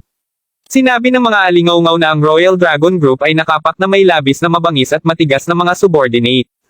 Sinabi din nila na ang pinuno ng pangkat ay isang napakabata na may sobrang malabo na pinagmulan. May malalaman ka pa ba tungkol sa kanila, inay? Tinanong ni Juliet na kanina pa rin ay naging mausisa. Pagkatapos ng lahat, isipin na ang boss ng Royal Dragon Group ay talagang nasa parehong edad na siya. Si Juliet ay lubos ding interesado na alamin kung ano talaga ang hitsura niya, pati na rin kung paano siya nakakuha ng napakahusay na kakayahan hanggang sa puntong ang mga tao ay kusang loob na nagsumite sa kanya. Tiyak na hindi sa labas ng karaniwan para sa mga batang babae na humanga sa mga may kakayahang tao, at si Juliet ay walang kitaliwasan doon. Hindi rin ako masyadong pamilyar sa kanya. Habang ang Yowls ay nagpadala ng isang tao sa Royal Dragon Group upang batiin siya sa panahon ng kanilang seremonya ng pagbubukas, sa huli, ang boss mismo ay hindi sumali sa kanyang sariling seremonya sa pagbubukas. Anuman, sigurado akong dadalo siya sa auction sa oras na ito. Pagkatapos ng lahat, napakakaunting mga tao ang maaaring labanan ang pang-akit ng Ginseng King. Sa sandaling dumating ang boss ng Royal Dragon Group, nais kong maging pareho kayo sa iyong pinakamahusay na pag-uugali. Alam mo kung interesado siya sa alinman sa iyo, kung gayon ang Yowls ay tunay na magiging mga Panginoon ng lungsod ng langit sa hinaharap. Matalo na lang ito ng Wesley. Nakangiting sagot ni Heidi habang tumatawid siya. May asawa na ako, nanay. Ungol ni Juliet habang nakakunot ang noo niya. Kalokohan. Anong klaseng kasal din yan? Huwag isipin na hindi ko namamalayan kung ano ang sinusubukan mong gawin sa pamamagitan ng pagpapakasal sa ganoong wimpy na lalaki. Sinasabi ko sa iyo ng maaga na ang iyong ginagawa ay walang silbi. Gayon din, ang diborsyo ay nangyayari kaagad kapag natapos ang kaganapan. Itigil ang pagiging nakakahiya sa pamilya. Ungol ni Heidi ng medyo namula ang mukha sa galit. Bago niya ipagpatuloy ang masamang pagbibig ni Gerald, isang boses ang tumawag, ang aming guro ay talagang mahusay, Tia Sax. Siya ang nagligtas kay Tulip total. Paglingon upang tingnan ang may-ari ng boses, naging si Specky ito habang sinusuportahan niya at ng iba pang mga kaibigan ni Tulip si Gerald. Lahat kayong mga bata, kaya ano ang malalaman ninyo? Ang pagmamahal at pasasalamat ay dalawang ganap na magkakaibang bagay na alam mo. Sagot ni Heidi. Sa sandaling iyon, ang isa sa mga kamag-aral ni Tulip ay sumigaw, narito ka, guro. Totoo sa sinabi ng mag-aaral, dahan-daang naglalakad si Gerald sa grupo ng mga tao. Nauna pa siyang nag-aayos para sa mga silid tuluyan matapos na bilhan ni Juliet na gawin ito. Ngayong tapos na siya, nagpasya siyang lumapit. Sa palagay ko lahat kayo ay dumating upang magsaya mula nang magsara ang unibersidad sa susunod na mga araw, sagot ni Gerald habang nakangiti ito ng isang banayad na tango. Tama yan, guro. Sabi ni Specky at ilan pang iba habang tumatawa silang lahat. Paft! Anong basura? Sino subukang maglabas dito? Basta tingnan mo ang iyong sarili. Kung hindi dahil kay Juliet, masasaksihan mo pa ba ang isang kaganapan sa iyong sariling mga mata? Kunot noong si Heidi habang sinusundot ang dibdib ni Gerald gamit ang isang daliri. Talagang sinusubukan ni Heidi na gawin itong isang punto na labis siyang nagalit sa desisyon ng kanyang anak na pakasalan ang wimp na ito. Kung sa bagay, linino niya kay Juliet dati na ang manugang ay dapat na maging isang kagalang-galang na figure. Tulad ng pag-iisip niya tungkol doon, narinig ni Heidi ang isang babaeng tinig na nagsasabing, "Hello, Madam Sachs." Nakaharap sa direksyon ng boses, lahat ng naroroon ay nakakita ng isang pangkat ng mga tao na papalapit sa kanila. Ang pinuno ay isang magandang, may buhok na babae na nakasuot ng isang profesional na suit. Ang kanyang pangkat ay tila nag-akit ng kaunting pansin sa oras na sa wakas ay tumayo sila kay Heidi. O ikaw pala, Mr. Kinamiko. Humihingi ako ng paumanhin para hindi kita binati kanina. Sagot ni Heidi na may agarang pagbabago ng pakiramdam habang nakangiti ito kay Miko. Ayos lang, Madam Sachs. Parang naging busy ka kanina kaya ayokong mag-istorbo. Sinabi ni Miko kasama ang kanyang medyo hindi maipaliwanag na pagtatangka sa pagsasalita ng lokal na dialekto habang sinulyapan niya si Gerald. Matapos tignan ang naunang pasaway na lalaki sandali, tumango ito papunta sa kanya bago ngumiti ng mahina. Talagang maganda ang ngiti ng babaeng Hapon. Pagkatapos ng lahat tuwing ginawa niya ito, ang kanyang kaibig-ibig na mga mata ay liko sa hugis ng dalawang paghinga na gaanong buwan na simpleng nagbigay ng isang mainit at kaaya-aya na vibe. Paumanhin ko. Pasimpleng lektura ko ang isa sa aking walang murang mga lingkod. Hindi ka pumapasok sa paraan ng anupaman. Gayunpaman, dapat kang mapagod mula sa iyong paglalakbay mula sa Japan. Aayusin ko agad para sa isang silid tulugan upang makapagpahinga ka. Sagot ni Heidi na medyo awkward. Tagapagsilbi. Naaalala kong may binabanggit ka tungkol sa isang manugang, gayunpaman, sabi ni Miko habang kinakalikot ang kanyang buhok. Kabanata 972. Dapat mali ang narinig mo noon. Imposibleng siya ang maging manugang ko. Agad na sagot ni Heidi habang sinisilap ang 6 na kabataang Hapon na tahimik na nakatayo sa likuran ni Miko. Lahat sa kanila ay may mga walang malaswang ekspresyon na nakaukit sa kanilang mga mukha. Mismong si Gerald ay nakatingin na sa 6 na subordinate na dinala ni Miko.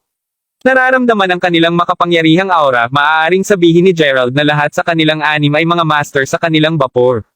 Ang babaeng Hapon na ito ay tiyak na hindi isang ordinaryong tao upang magkaroon ng gayong makapangyarihang mga gwardya sa kanyang tabi.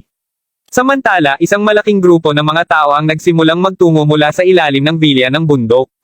Habang ang iba pang mga puwersa ay patungo rin sa daang bundok, sa sandaling napansin nila ang umaakyat na pangkat sa likuran nila, ang iba pang mga puwersa ay tumayo kaagad sa magkabilang panig ng kalsada upang gawing daan sila.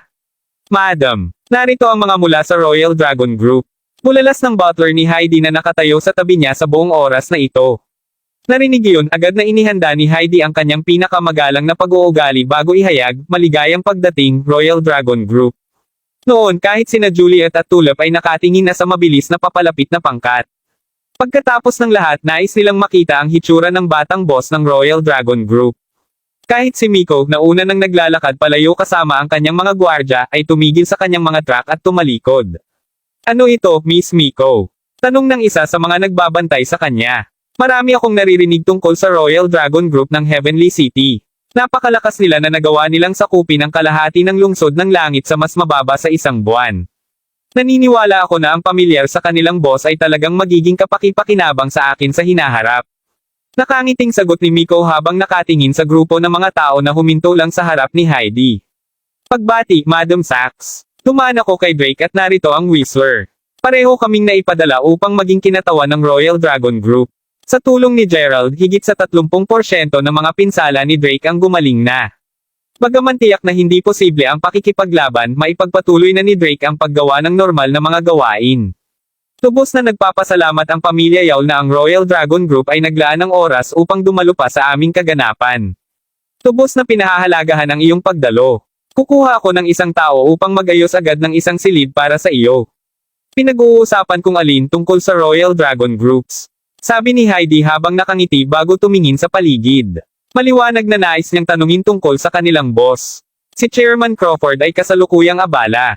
Gayunpaman tiyak na darating siya kahit medyo huli na. Sagot ni Drake. Nakita ko. Kaya ang kanyang apelyido ay Crawford. Tuldok-tuldok. Sa totoo lang ito ay para sa pinakamahusay kung siya ay dumating. Sabi ni Heidi. Sa sandaling ang kanyang tingin ay bumagsak kay Gerald, gayunpaman, ang kanyang ekspresyon ay agad na nagbago habang sumisigaw, ano pa ang nakatayo ka roon? Bilasin mo at ayusin ang mga kwartong pambisita para sa mga VIP mula sa Royal Dragon Group at sa pamilya Tekina. Roger. Sagot ni Gerald na may banayad na tango. Matapos tingnan ang parehong Drake at Whistler, sinimulan niyang akayin ang parehong mga grupo sa kani-kanilang mga silid tulugan. Seryoso. Ang mas pagtingin ko sa kanya ay mas nababahala ako. Paano ang isang tulad niya kahit nabuhay pa kung maraming iba pang mga natitirang mga tao sa planeta na ito? Ano pa, ang kanyang apelyido ay Crawford din kaya bakit may napakalaking pagkakaiba sa pagitan niya at ng kabilang partido? Kinutya ni Heidi. Si Juliet mismo ay walang sinabi rito. Kung sa bagay, sadya niyang piniling pakasalan ng isang lalaking walang silbi tulad ni Gerald. Pinag-uusapan si Gerald kapag naayos na niya ang mga tirahan para kay Drake at sa kanyang mga tauhan, mabilis siyang nagbigay sa kanila ng mga bagong tagubilin. Ang isang pagbabago ng mga plano ay tiyak na kinakailangan dahil hindi niya maaaring asahan ang pakikilahok ng napakaraming makapangyarihang puwersa at masters dahil sa mga aksyon ni Heidi. Sa kung paano nakakakuha ng magulong bagay, simpleng sinabi ni Gerald sa kanyang mga tauhan na tumayo sandali hanggang sa magbigay siya ng karagdagang mga tagubilin. Matapos ay really iyon, agad na inayos ni Gerald ang susunod na tirahan ni Miko. Ito ang iyong silid panauhin, Miss Miko. Ang kawani ng serbisyo ay laging naroroon kaagad sa paglabas mo ng iyong silid kaya't hanapin mo sila kung mayroon kang anumang mga partikular na kahilingan. Nakangiting paliwanag ni Gerald. Nang malapit na siyang umalis, gayunpaman, biglang tumawag si Miko, humawak ka sandali, Ginoo. May iba pa bang maitutulong sa iyo? Oo, iniisip ko kung magagawa mo akong pabor, sabi ni Miko habang yumuko siya ng bahagya sa harapan ni Gerald. Isang pabor. Kabanata 973. Oo. Kung maaari, nais kong ipasa mo ang mensaheng ito kasama ang aking card sa negosyo sa aking ngalan sa mga mula sa Royal Dragon Group. Gustong gusto ng pamilya Tekina na magkaroon ng pagkakataong magkita at magkaroon ng kumain kasama si Crawford San mula sa Royal Dragon Group. Tanggap mo ba? Inaasahan kong may parating mo ang mensaheng ito sa kanila para sa akin. Paliwanag ni Miko habang nakayuko pa ulit habang inaabot ang kanyang business card. Matapos makuha ito mula sa kanya, tiningnan ni Gerald ang kanyang card habang iniisip kung gaano kapansin-pansin at mahusay na pinag-aralan ang Demure Lady na ito. Gayunpaman, alam na alam ni Gerald na marahil ito ay may kinalaman sa kung gaano kahigpit ang kulturang Hapon. Anuman, naniniwala pa rin siya na bilang isang individual, si Miko ay hindi isang simpleng tao. Ang katotohanan na hindi niya alam kung anong uri ng pamilya ang mga Teknos na pinaglingkuran lamang upang madagdagan ang kanyang hinala. Matapos itong pag-isipan saglit, tumango si Gerald bago sumagot, sige, ipapasa ko sa kanila ang mensahe para sa iyo, Miss Miko. Ikasya mo ang iyong pananatili. With that, tumango si Gerald sa kanya bago umalis. Sa sandaling bumalik siya sa labas, nakita niya na naghihintay pa rin si Heidi sa harap ng mga bundok. Ito ay tumama sa kanya bilang kakaiba dahil ang mga kinatawan para sa lahat ng 18 mga makapangyarihang puwersa ay dumating ng mas maaga. Malalaman ni Gerald dahil siya ang tumulong sa kanilang lahat na tumira. Sino ang hinihintay pa niya noon? Narito na ang lahat, ina, hindi ba dapat tayo umalis ngayon? Tanong ni Tulip. At sino ito ang nagsabi nito? May isa pang mahiwagang panauhin na hindi pa nagpapakita. Kailangan kong personal na matanggap ang panauhing ito, alam mo. Nakangiting sagot ni Heidi habang patuloy na nakatingin sa bundok. Oh, mayroon pa kaming isang bisita. At dito naisip ko na ang pinakamarangyang bilya sa loob ng bundok na bilya ay nakalaan para sa amin. Pwede ba yun para sa misteryosong panauhin? Tanong ulit ni Tulip. Bingo! Nagpapasalamat ako na mayroon akong isang matalinong anak na babae. Sagot ni Heidi na may matagumpay na ngiti sa labi. Sa aming nakita, ang mga panauhin na narito na ay pawang sobrang yaman at nakikilala. Hindi lamang iyon, marami sa mga tanyag na dayuhan na naroroon ay kilala sa kanilang lakas. Mayroon bang totoong iba na mas malakas pa kumpara sa mga taong nakita natin ngayon? Sumunod na tanong ni Juliet. Pero syempre, mayroong palaging masikat at makapangyarihang mga tao doon. Nagsasalita tungkol sa aming kasalukuyang mga panauhin, sa totoo lang, wala sa kanila ang malapit sa paghahambing sa kung gaano kalakas ang marangal na pamilya na ito. Nakilala ko lang ang taong ito nang nagkataon noong nasa M-Country pa ako. Parehas siyang matikas at banayad, ang perpektong babaeng oriental na masasabi ng isa. Habang nasa edad mo lang siya, Juliet, masasabi kong ligtas na ang iyong pag-uugali ay hindi maikumpara sa kanya kahit na makalipas ang 1 bilyong taon. Kung hindi dahil sa kanyang kilalang pagkakakilanlan, tatanungin ko na siya na maging aking sinumpaang kapatid. Paliwanag ni Heidi. Ganoon ba? Sagot ni Juliet na bahagyang naiinggit. Hindi na kailangan mo upang makaramdam ng labis na hindi nasisiyahan. Tuldok-tuldok. Ano man, nagkataon na nabanggit ko sa kanya ang ginseng king. Sino ang mag-aakalang agad niyang ipahayag ang interes sa pagbili nito? Dapat ay narito siya anumang sandali ngayon. Sabi ni Heidi. Habang naghihintay, patuloy na sinabi ni Heidi sa kanyang mga anak na babae ang tungkol sa mahiwagang panauhin. Sa madaling sabi, habang hindi niya alam kung saan nagmula ang mahiwagang panauhin, alam niya na ang dalaga ay mayamang mayaman. Sa totoo lang siya ang pangunahing dahilan kung bakit nagawa ni Heidi na makalakam ng labis na kumpiyansa na mag-host ng gayong pangunahing kaganapan. Si Gerald naman ay simpleng nakikinig sa usapan nila. Habang pinapakinggan niya ang pakikipag-usap sa kanya, gayunpaman, mas naramdaman ni Gerald na Heidi ay isang napaka-snobbish at mayabang na babae. Makalipas ang ilang sandali, maraming mga mamahaling kotse ang tumigil sa paanan ng bundok. Matapos ang isang pangkat ng solemna at may paggalang na tanod ay nalinis ang daan, 2 kababaihan ang lumabas mula sa isang kotse. Ang babaeng nangunguna ay tila may mahusay na ugali at tumingin siya sa edad na 25. Ang nakababatang babae naman ay mukhang 22. Nakakandado, pareho silang dahan-daang nagsimulang umakyat sa bundok habang si Heidi ay tawa ng tawa bago sinabi, narito na siya. Nang makita si Heidi na labis na nasa sabik, lumingon si Gerald at ang 2 magkapatid sa mga kabataang babae na unti-unting lumalapit. Bahagyang pinilas ang mga mata, agad na napuno ng pagkamangha si Juliet sa oras na makita niya kung gaano kaganda at kagwapo ang babaeng naglalakad papunta sa kanila. Mismong si Gerald ay natagpuan ang kanyang mga eyelid na kumikibot sa pangalawa ay napagtanto niya kung sino ang 2 babae. Lyra, Bea, ungol ni Gerald sa sarili habang pinipigilan ang pagnanasa na sumigaw sa gulat. Walang duda tungkol dito. Ang 2 babae ay walang iba kundi ang kasintahan niyang si Lyra at Bea, ang pinsan niyang kapatid. Ang mga kalalakihan na nakapaligid sa kanila ay natural na nagmula rin sa pamilya Crawford. Mahigit kalahating taon na ang nakalilipas mula nang huli silang magkita at hindi maikakaila ni Gerald na madalas na miss at naisip niya ang tungkol sa kanyang pamilya sa buong panahong iyon. Hindi niya talaga inaasahan na makakasalubong niya sila sa labas ng Asol at dito ng lahat ng mga lugar. Kabanata 974. Bagaman labis na nasa sabik si Gerald, mabilis niyang pinakalma ang sarili. Habang alam ni Gerald na ang kanyang pamilya ay sa wakas ay nakakuha ng pahinga pagkatapos ng kanyang pagkawala ng matagal na ang nakaraan, alam din niya na hindi lamang siya maaaring magmadali sa pakikipag-ayos sa Crawfords. Ang kanyang proseso ng pag-iisip ay nasa sandaling ang balita tungkol sa bagay na ito ay lumabas sa publiko, kung gayon ang lahat ng kanyang pagsisikap at pagsusumikap sa nagdaang ilang buwan ay masayang. Ang pundasyon na pinaghirapan niyang maitaguyod ay madaling mapupuksa ng mga model nang nangyari iyon. Naiintindihan iyon, alam niya na hindi niya talaga kayang makipagkasundo sa kanyang pamilya. Matapos sumulyap kina Bea at Lyra sa huling pagkakataon, tumalikod siya at agad na umalis sa eksena. Sa wakas dumating ka na, Lyra. Hinihintay ko na dumating ka. Tuwang-tuwa na sabi ni Heidi. Matagal ka na siguro naghintay. Sagot ni Lyra na may banayad ng ngiti sa labi. Ngayong nakatayo si Lyra sa harap nila, mismong si Juliet mismo ay nagsimulang maramdamang natakpan ng mas malapit na pagtingin sa batang babae na kasalukuyang nakikipagpalitan ng maginoo na pagbati sa kanyang ina.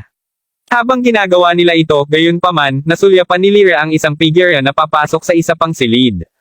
Para sa isang kakaibang dahilan, ang kanyang puso ay lumaktaw ng pintig sa sandaling makita siya. May bagay ba, hipag? Tanong ni Bea. Panipi tuldok-tuldok-tuldok. Hindi. Wala talaga, sagot ni Lyra habang mabilis na umiling. Narito si Lyra ngayon mula nang mabalitaan niya kung gaano kahalaga ang ginseng king mula kay Dylan. Mula sa sinabi sa kanya ng kanyang ama, ang halaman ay napakahalaga at mahirap makuha. Kahit na ang mga Crawfords ay tila hinanap ito ng isang beses kahit na hindi nila talaga ito nahanap. Tungkol sa kung paano nakilala ni Lyra si Heidi, nakilala nila siya ni Bea habang pumapasok sila sa isang klase sa pamamahala ng ekonomiya sa M-Country. Dahil nandoon din sina Lyra at Bea upang pamahalaan ang ilan sa kanilang mga pag-aari sa bansang iyon, nabunggo nila si Heidi minsan, na nagresulta sa nalaman ni Lyra na nasa kamay niya ang Ginseng King. Sa sandaling malaman niya ang tungkol dito, agad na iniulat ni Lyra ang bagay kay Dylan. Kasunod nito, bahagyang nag-atubili si Dylan habang iniutos sa kanya na bilhin ang Ginseng King sa mga kamay ni Heidi, anuman ang gastos. Lahat ng huli ay humantong sa mga kaganapan sa ngayon. Hindi nagtagal, dumating ang gabi, at hindi kasama ang pinakamarangyang villa sa loob ng Longstone Mountain Villa, ang lahat ng iba pang mga silid ay napuno ng masasayang pag-awit at pagsayaw.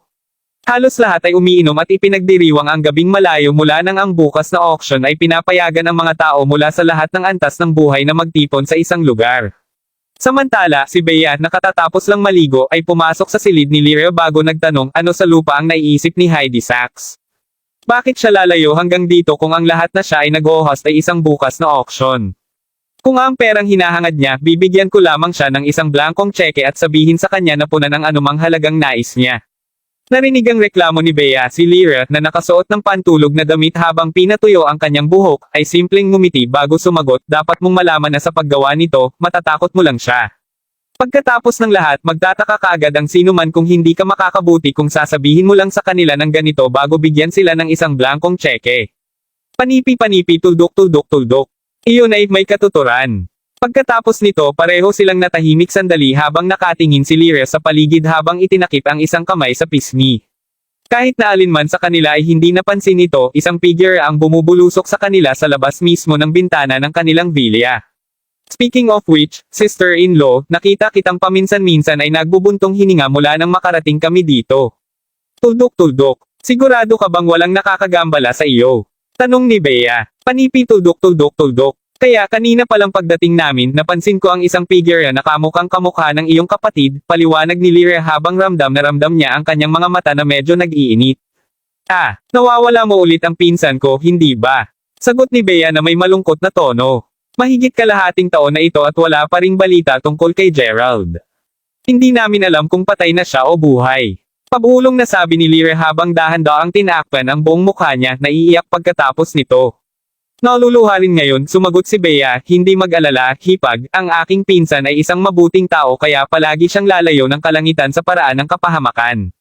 Siguradong magiging maayos siya. Ano pa kung totoong nakapture siya ng mga model, tiyak na hindi ito maiiwasan ng kanilang pamilya tungkol dito, tama ba?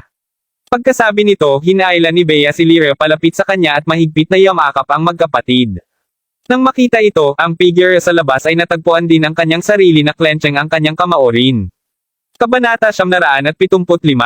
Mismong si Gerald ang may kamalayan kung bakit inuna ni Heidi ang bukas na auction. Sa simpleng paglalagay nito, tiniyak niya na mag-aanyaya ng maraming malalaki at makapangyarihang puwersa na kaya niya sa pag-asa na sa huli ay mag-away sila hanggang sa mamatay. Sa ganoong paraan, sa sandaling ang lahat ay pinalo sa pagtatapos ng araw, ang Yowls ay ang tanging natitirang nakatayo. Sa madaling salita, hindi lamang sila makakakuha ng maraming pera, ngunit may lalagay din sila sa isang napakahusay na posisyon. Siyempre, walang ideya sina Lyra at Bea tungkol sa lahat ng ito at ipinapalagay na ito ay isang over-the-top auction. Nakakagulat, sila ay naging madaling target para kay Heidi na mag-drag sa gulo na ito dahil sa kung gaano misteryoso ang pareho sa kanila. Bakit nga ba ang impyerno ay kapwa kayo nakasama sa isang bagay na sobrang komplikado? Pagmamaktol ni Gerald. Naturally, siya ang nag-spy sa kanila sa buong oras na ito. Habang tiningnan ni Gerald ang dalawang sariwang bangkay sa paanan niya, hindi niya maiwasang mag-alala palalo para sa kaligtasan ng mga batang babae. Alam ni Gerald na balak ni Lyra na maging low-key sa oras na ito mula nang makita niya kung gaano kakaunti ang mga kalalakihan na talagang dinala niya. Ang katotohanan na maraming tao ang nagbabantay sa kanya ay nagsisilbi lamang upang madagdagan ang pagkabalisa ni Gerald. Ito ang dahilan kung bakit siya ay aktibong nagpoprotekta at pinapanatili ang pagbabantay sa mga batang babae ngayon. Tungkol naman sa dalawang patay na katawan sa paanan niya, hindi pa rin nahulaan ni Gerald kung kanino sila nagtatrabaho. Hindi alintana, pareho silang malinaw na ipinadala upang siyasatin ang mga batang babae at si Gerald ay nagkataon na nasagasaan sila habang lumalapit upang tiktikan sina Lyra at Bea mismo. Matapos makitungo sa kanila, isinaalang-alang ni Gerald ang pag-order sa Mighty Four Kingsmen na bantayan ang mga batang babae. Kung sa bagay, inutusan sila ng matandang nakasuot na matandang lalaki na sundin ang lahat ng ipinag-utos sa kanila ni Gerald. Gayunpaman sa huli pinili ni Gerald na huwag na dahil alam niyang hindi siya madaling magpahinga maliban kung siya ang magbabantay sa kanila. Nakaupo sa labas ng kanilang bintana, alam niya ang lahat na magagawa niya para sa ngayon ay ang patuloy na pakikinig sa kanilang mga pag-uusap. Nasire ko ang napakaraming mga puso mula nang mawala ako noon. Tuldok-tuldok. Gayunpaman hindi ito tulad ng mayroon akong pagpipilian dahil hindi pa ako makakauwi. Pakiramdam ko ay pinabayaan kong lalo si Lyra dahil isinasaalang-alang pa rin niya ako na kanyang kasintahan pagkatapos ng lahat ng oras na ito. Tuldok-tuldok, paumanhin, ngunit imposible talagang makasama kita. Napaisip si Gerald sa sarili. Dumaan ang mga oras at kalaunan, bumalik si Bea sa sarili niyang silid upang magpahinga. Si Lyra mismo ay dahan-dahan na umiyak sa pagtulog. Sa gabi na nang malaman niyang nakatulog si Lyra, tahimik na sumubo si Gerald sa silid. Sa ilalim ng ilaw ng buwan, nakikita pa rin ni Gerald ang mga bakas ng luha sa natutulog na mukha ni Lyra. Dahan-dahan gumagamit ng isang daliri upang panaasan ang isang pangwakas na luha sa gilid ng kanyang mata, pagkatapos ay kumot siya sa kanya habang siya ay nakaupo sa tabi ng kanyang kama. Panipi tuldok-tuldok-tuldok, Gerald. Ako ay determinadong maging asawa mo mula pa noong bata ako. Mangyaring. Basta mangyaring ipakita ang iyong sarili. Mangyaring umuwi, ungol ni Lyra sa kanyang pagtulog. Tahanan. Nagtataka ako kung kailan makakabalik ako sa aking sarili, sagot ni Gerald sa isang malambing na tono, isang mapait na ngiti sa kanyang mukha. Pinahahalagahan ko ang iyong pagmamahal sa akin, Lyra.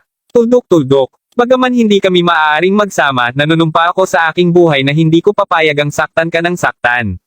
Napaisip si Gerald sa sarili habang dahan-daang hinahaplos nito ang noo gamit ang likod ng kanyang kamay. Nasa sandaling iyon nang marinig ni Gerald ang dahan-daang pagbukas ng pinto ng kwarto ni Lyra.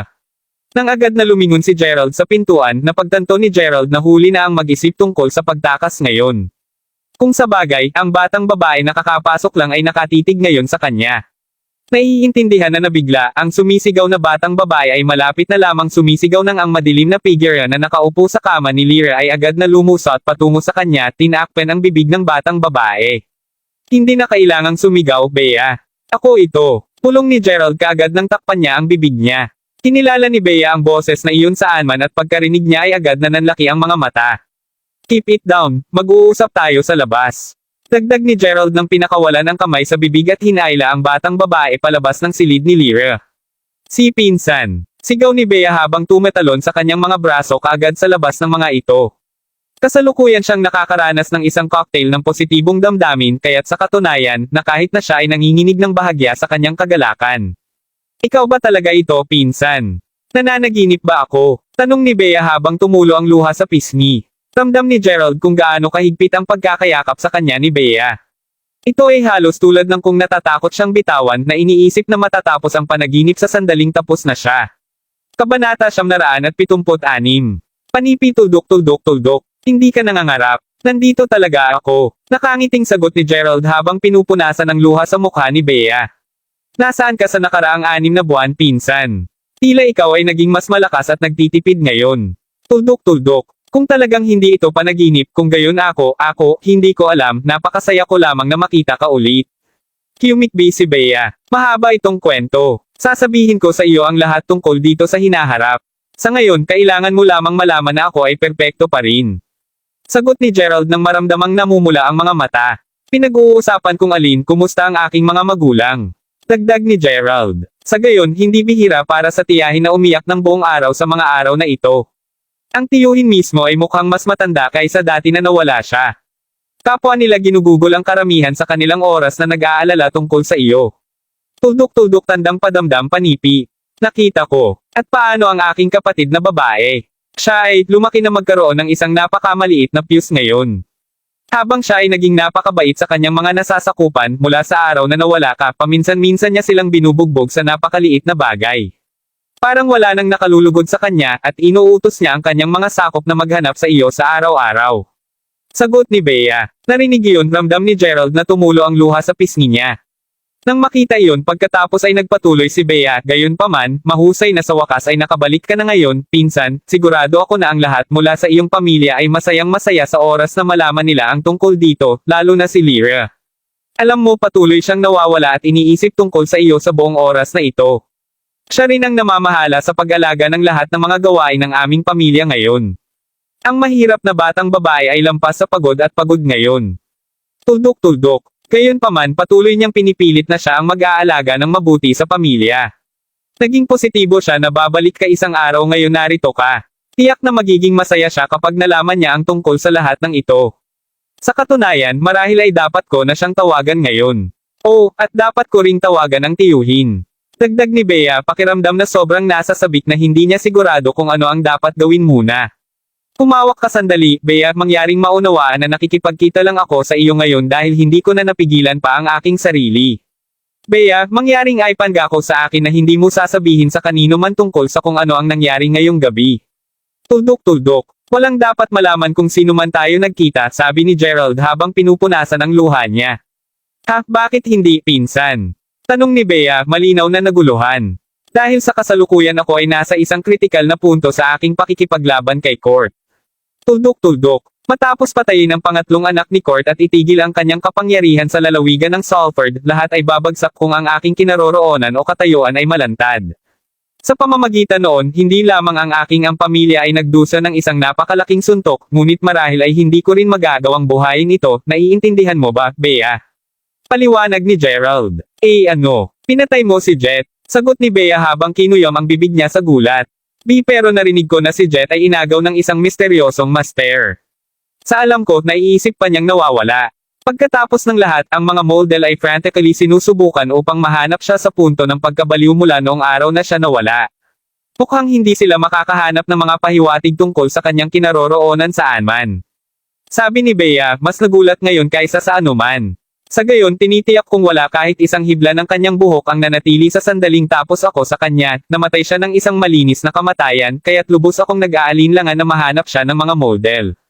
Sagot ni Gerald na may mapait na ngiti sa labi. Gaano ka-eksaktong pumatay sa kanya, pinsan? Kahit na ang mga nangungunang Panginoon sa aming pamilya ay hindi tugma sa mga nasasakupan ni Jet, pabayaan mag-isa si Jet mismo. Basta alam na hindi talaga ako banta ni Jet. Anuman, seryoso ako tungkol sa paggawa ng pangako. Walang dapat na malaman na nakita mo ako, naiintindihan. Gayon din, mangyaring tandaan na ang auction na iyong kasali ay lubhang mapanganib kaya kailangan mong maging alerto sa lahat ng oras. Kung may nadama kang hindi pangkaraniwang, ipaalam sa akin ang tungkol dito sa lalong madaling panahon. Palihim akong tutulong at magpapaprotekta sa inyong dalawa sa buong pamamalagi mo rito, sagot ni Gerald habang yakap niya ng mahigpit si Bea. Nodding na may mabigat na puso, sinabi ni Bea na, "Oh sige, nangangako ako. Anuman, napakasaya ko lang na lamang maayos pa rin ang iyong ginagawa." Silly girl. Speaking of which, kasalukuyang chairman ako ng Royal Dragon Group at hinahabol ko rin ang Ginseng King. Kailangan ko ang iyong tulong sa pagkuha ng halaman para sa akin sa sandaling magsimula ang auction. Mas magiging kapaki-pakinabang ito sa aking mga kamay kaysa sa pamilya ko pa rin. Hindi problema, pinsan. Gayon din. Habang tiyak na tutuperin ko ang aming pangako, maaari ko bang sabihin kay Lyra ang tungkol sa aming pagpupulong? Pagkatapos ng lahat, gumugugol ako ng maraming oras araw-araw sa kanya at hindi ko talaga makaya ang pagtingin sa kanya ng labis na pagkabalisa habang iniisip siya tungkol sa iyo araw-araw. Pasensya na, Bea, pero hindi mo magawa. Makikipagkita ako sa kanya kapag tamang panahon kaya't mangyaring ilihim ang bagay hanggang ngayon.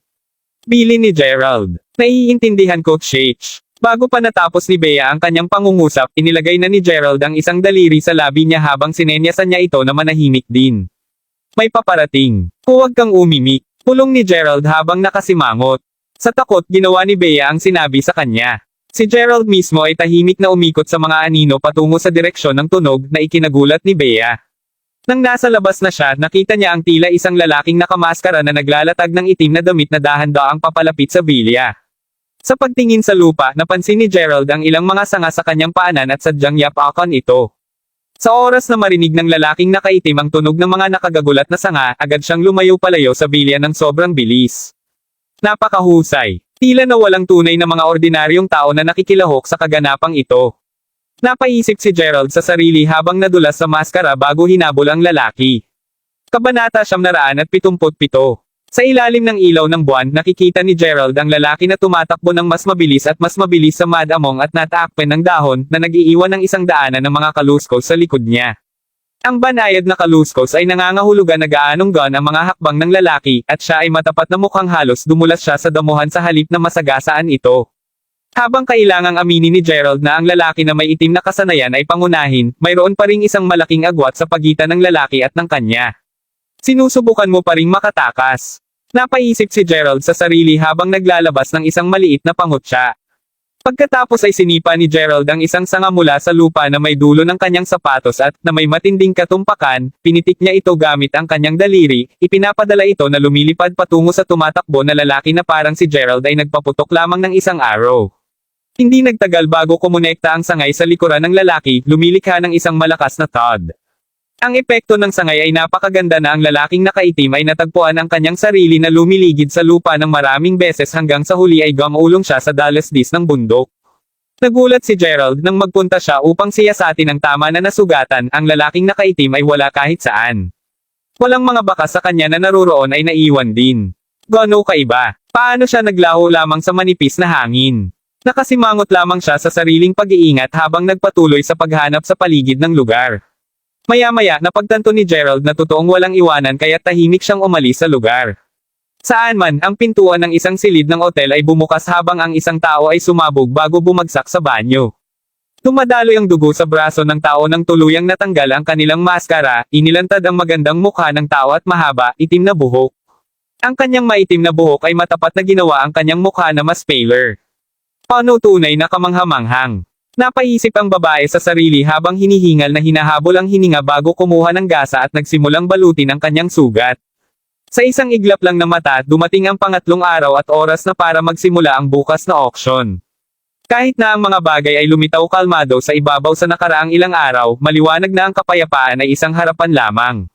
Pagkatapos ng lahat sa buong 3 araw, marami sa mga puwersa ang naging abala sa paglahok sa hindi mabilang na mga lihim na laban at tunggalian. Mula sa mga pag-atake hanggang sa mga insidente sa pagkidnap, ang sinumang tila isang kakompetensya na mag-alala ay mabilis na naayos. Ang pinakamalaking panganib, syempre, ay nagmula sa mga pangunahing puwersa na walang mga isyu sa pagpunta sa pagpatay ng mga spree. Dahil sa kanilang mga parangal na pagtanggap, si Lyra at marami pang iba ay nakaupo lamang sa mga pato sa kaganapang ito. Gayunpaman, dahil sa proteksyon ni Gerald, nagawa niyang gawing foil ang lahat ng kanilang mga plano, na kasama ang parehong mga pagtatangka sa pag-agaw at pag-atake. Ang mga bagay ay tiyak na hindi masarap at masarap sa hitsura ng mga ito. Gayunpaman, sa araw ng bukas na auction, ito ay parang walang nangyari sa ilalim ng mapayapang harapan. Sa katunayan, lahat ng mga pangunahing puwersa ay tila nagniningning sa kagalakan habang dinala nila ang kanilang mga kalalakihan upang lumahok sa auction. Bukod sa misteryosong Lyra, ang pamilya Tekina at Thunderous Dragon Inc. mula sa hilaga ng M-Country ay tila may pinakamalakas na reputasyon at kapangyarihan sa lahat. Tulad ng para sa layout ng site ng auction, itinakda ito sa open-air front yard ng Mountain Villa. Ang isang malaking yugto ay naitakda doon at mga hanay ng mga upuan ay inihanda para sa mga panauhin. Kahit na ang mga yawl mismo ang tagapag-ayos ng kaganapan, hindi sila kwalipikadong umupo sa platform. Sa halip, ang mga mula sa pamilyang iyon ay nakaupo lahat sa hilera ng mga upuan sa ibaba mismo ng entablado. Ang 18 pinakamalakas na puwersa ay pawang nakaupo sa harap at ang natitirang puwersa ay nakaupo lamang sa likuran nila. Bukod sa mga bidder mismo, 10,000 mga nakatingin din ang naroroon. Ang karamihan ng mga tao ay nakatayo sa paligid ng mga bidder at ito ay matapat na buhay noon. Habang si Heidi, na may suot na formal na damit, ay nagsalita para sa auction sa entablado, tumawag si Tulip sa kanyang mga kamag-aral, "Hoy! Specky! Nicole! Dito! Inilalaan ko ang ilang mga upuan para sa iyo." Narinig iyon, ang dalawa at ilang iba pa ay mabilis na nagtungo sa kinaroroonan ni Tulip. Tiniyak nilang batiin ang kanilang guro pati na dinadaan nila siya. Bilang isang miyembro ng pamilya Yawl, natural na dumalo si Gerald sa kaganapan ngayon. Gayunpaman, pinili lamang niyang umupo sa isang sulok. Talagang ipagpapatuloy mo ang paggastos ng natitirang buhay mo kasama ang lalaking iyon, Juliet? Ang tanong ay nagmula sa isa sa maraming kaibigan ni Juliet na inanyayahan niya. Kabanata 978. Ang mga batang babae mismo ay nakaupo sa tabi ni Juliet habang patuloy silang nakatingin kay Gerald na hindi lumipat mula sa kanyang sulok. Tama iyan. Oo naman, nakipaghiwalay ka sa nakaraang lalaki at totoo lang na mabuti. Gayunpaman, talagang hindi mo kailangang pahirapan ang iyong sarili sa pamamagitan ng pagiging kasama ng isang ito.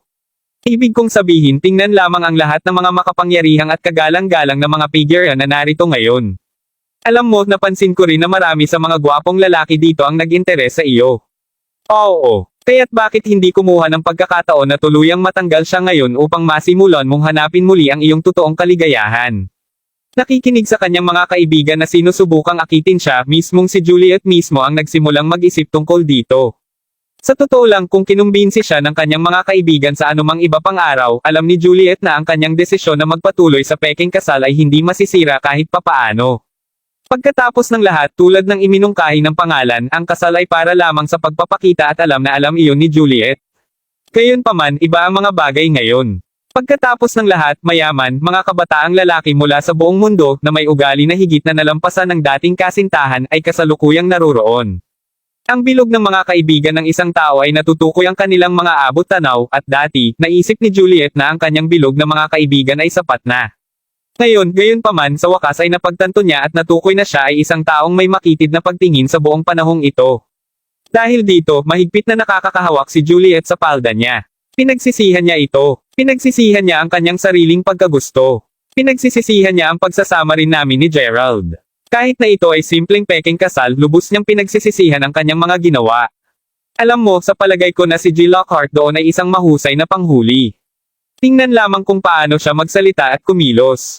Sa pagitan mo at ko, lihim siyang sumusulyap sa iyo sa buong oras na ito. Tingin ko talaga na nahulog siya sa iyo. Kaya't mangyaring magkaroon ng kamalayan at sakupin ang pagkakataong ito upang hiwalayan na si Gerald. Panahon na upang magsimula kang maghanap muli ng iyong sariling kaligayahan. Habang ang mga kaibigan ni Juliet ay nagpatuloy sa paghimok sa kanya, ang isa sa kanila ay nagbuntong hininga bago sinabi, "Sige, kung nahihiya ka nang ilabas ito kasama si Gerald, pagkatapos ay kakausapin ko siya tungkol dito sa iyong ngalan. Sa ganoong paraan, pareho kayong maaaring makapaghiwalay bukas. Kumusta naman?" Dahil sa tila hindi sumasang-ayon dito si Juliet, tinahimik siya ng kanyang mga kaibigan bilang pahintulot na gawin nila ito. "Mabuti naman. Pupunta ako at sasabihin ko sa kanya ang tamang oras na ito." Sinabi ng parehong batang babae mula noon habang ang iba niyang mga kaibigan ay nakangiti ng masaya na sa wakas ay natauhan si Juliet. Makalipas ang segundo, tumangala si Gerald habang ang kaibigan ni Juliet ay lumakad papunta sa kanya at sinabi, "Hoy! Mayroong isang bagay na kailangan kong sabihin sa iyo, Gerald Crawford. Ipagpatuloy mo. Sa totoo lang naiisip mo ba na karapat-dapat kang makasama si Juliet? Magkaroon lamang ng isang mahusay na mahabang pagtingin sa salamin. Paano mo may kumpara sa isang tao tulad ni G. Lockhart doon? Tingnan mo, nagsisisi na si Juliet sa pagpapakasal sa iyo kaya sinabi niya sa akin na gusto kanyang hiwalayan bukas. Dahil sinabi niya iyon, ano ang iyong tugon? Ipagpatuloy mo ba ang pagsisire sa kanya?" Sobrang paliwanag ng kaibigan ni Juliet. Narinig iyon, medyo sumimangot si Gerald bago ngumiti. "Isang diborsyo, sasabihin mo?" "Oo naman. Wala yata akong ibang pagpipilian kundi ang sumang-ayon." Sumang-ayon lamang si Gerald na magpakasal kay Juliet mula nang tumingin siya sa Ginseng King. Kung nagawa niyang makuha ang kanyang mga kamay dito ngayon kung gayon ang pinonetilang ikinasal sa kanya ay walang kabuluhan pa rin. Well, prangka iyon. Haha. Natutuwa akong mayroon kang hindi bababa sa kamalayan ng iyong sariling katayuan. Mabuti kung gayon. Sabi ng kaibigan ni Juliet habang ngumiti siya ng mapamura bago bumalik sa tagiliran ni Juliet upang sabihin sa kanya ang magandang balita. Matapos marinig na siya ay sumang-ayon, simpleng nagsimulang ituwid ang buhok ni Juliet nang bumagsak ang tingin sa likuran ni G. Lockhart. Ang lalaki ay nakaupo sa harap na hilera sa buong oras na ito, at alam ni Juliet ang tungkol sa kanya. Gayunpaman, alam niya na siya ay labis na tanyag. Sa narinig, si G. Lockhart ay anak din ng isang mayamang negosyante mula sa Myanmar. Ano pa, nagtatag na siya ng isang kooperasyong alyansa sa Royal Dragon Group sa langit na lungsod. Kung tunay na nagawa niyang magtapos kasama niya, tiyak na mababayaran nito ang pinakamahusay na kinalabasan para sa kanyang sarili at sa hinaharap ng kanyang pamilya sa lungsod ng langit. Habang patuloy na iniisip ito ni Juliet, si Tulip na nakaupo na kasama ang kanyang mga kaibigan, ay biglang sinabi sa isang medyo galit na tono, "Humph. Bakit nandito rin sila? Naiinis ako sa pagtingin lang sa kanila." Ang mga nakarinig sa kanyang sinabi ay agad na lumingon upang tumingin kung sino ang maaaring gumawa ng Tulip na inis. Bilang ito ay naka-out, ito ay isang binata na nagdala ng maraming mga batang babae sa kanya. Ang tao mismo ay walang iba kundi si Quinlan na mula sa Talgo Town. Tulad ng para sa tatlong iba pang mga babae, ang isa sa kanila ay si Marjorie habang ang dalawa pa ay mga lektor mula sa Departamento ng Biology. Habang nagalit si Tulip sa presensya nila, sinabi agad ni Nicole, "Itigil mo yan, Tulip.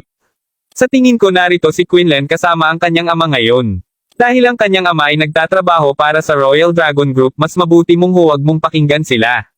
Narinig iyon, tahimik lamang na hinawakan ni Tulip ang kanyang galit.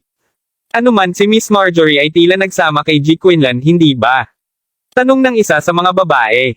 Sa katunayan, alam mo, may nakakita sa kanilang dalawa na magkahawak habang naglalakad sa campus. Speaking of Miss Marjorie, narinig ko rin ang iba pang mga kagiliw-giliw na bagay tungkol sa kanya. Haha, tungkol ito sa kanya at kay G. Gerald. Sagot ni Nicole habang binababa ang boses. Oh, ano ang scoop? Tinanong ni Tulip at ng iba pa, malinaw na lumitaw ang kanilang interes. Kabanata 979. Kaya sa narinig ko tila naging interesado si Miss Marjorie kay G. Gerald nang unang dumating sila ni G. Quinlan sa universidad. Gayunpaman, agad na maraming interes si Miss Marjorie kay G. Quinlan sa susunod, sa sandaling malaman niya ang tungkol sa kanyang background. Bilang isang resulta, ginagamot niya si G. Gerald na tulad ng isang kompletong estranghero mula noon. Paliwanag ni Nicole. Napakasamang babae. Ano naman kaya ang mabuti sa kanya? Bamulong si Tulip, hindi nasiyahan, mismong sina Marjorie at Quinlan ay dumaan sa pangkat, magkahawak ng hindi binati si Tulip at ang iba pa. Kung sa bagay, nandito sila bilang mga panauhin ngayon sa halip na maging kanilang lektor. Sa patuloy nilang paglalakad, napansin ni Marjorie si Gerald na nakaupo pa rin sa parehong sulok. Nang una niyang malaman na ikinasal si Gerald sa panganay na binibini ng pamilyang Yawl, ilang oras na ang nakakalipas, si Marjorie ay labis na nag-alala tungkol dito. Gayunpaman, hindi nagtagal ay pinakalma niya ang sarili nang mapagtanto na siya ay isang manugang lamang. Umiling siya na may isang mapusyaw na ngiti sa kanyang mukha, pagkatapos ay lumingon si Marjorie upang tumingin mula sa kanya habang siya at si Quinlan ay naglalakad. Hindi siya obligado na batiin ang manugang na lalaki ng Yawl sa isang araw na katulad nito. Hindi nagtagal bago ang lahat ay makaupo at ang auction ay nagsimulang magpatuloy sa isang maayos na pamamaraan. Sa sandaling ang Ginseng King ay lumitaw, ang isang maliit na pagtaas ng kaguluhan ay maaaring napansin mula sa madla habang ang mga mata ng lahat ay naiilawan habang tinitingnan ang maalamat na halamang gamot na ipinapakita sa loob ng isang gabinete ng baso.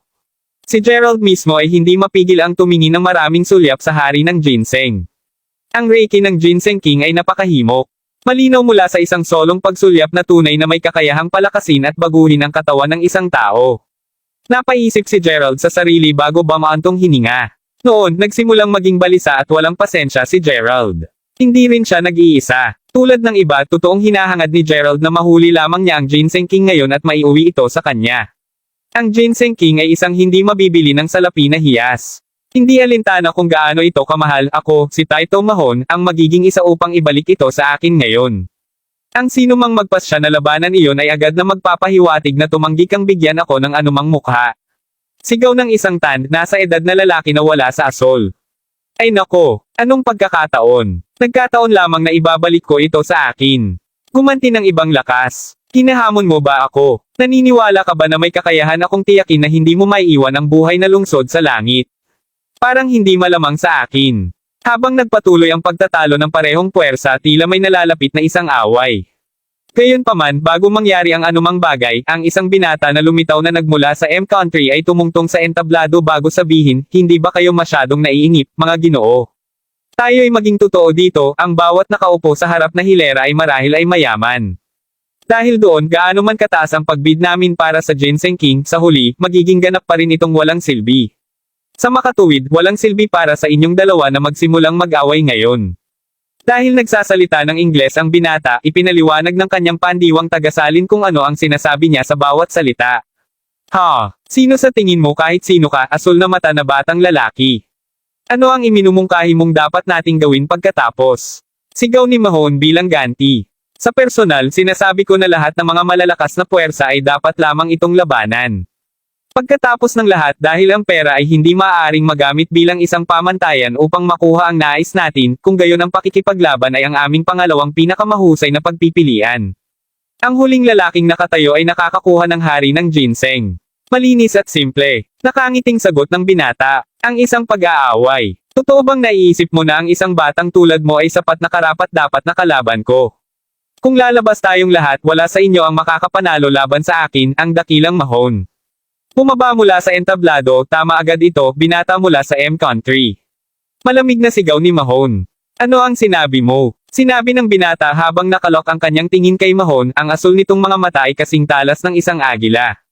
Tila nagtataglay sila ng malaking kahulugan sa likuran nila. Isang segundo lamang ang lumipas ng mamaatla ang mukha ni Mahon at nagsimulang ibuhos ng malamig na pawis ang noo niya. Ang kanyang mga mata ay sumunod na mapurol at bigla na lang ang mayabang ay lumuhod na may malakas na thud. Bibos! Sigaw ng lahat ng mga nasasakupan ni Mahon ng sabay, lubos na natigilan. Gayunpaman, ang ekspresyon ni Mahon ay bahagyaring nagbago. Ito ay halos tulad ng kung ang tao ay may nagmamay-ari. Tulad ng inaasahan, ang tagpong iyon ay agad na lumikha ng isang malaking kaguluhan sa karamihan ng tao.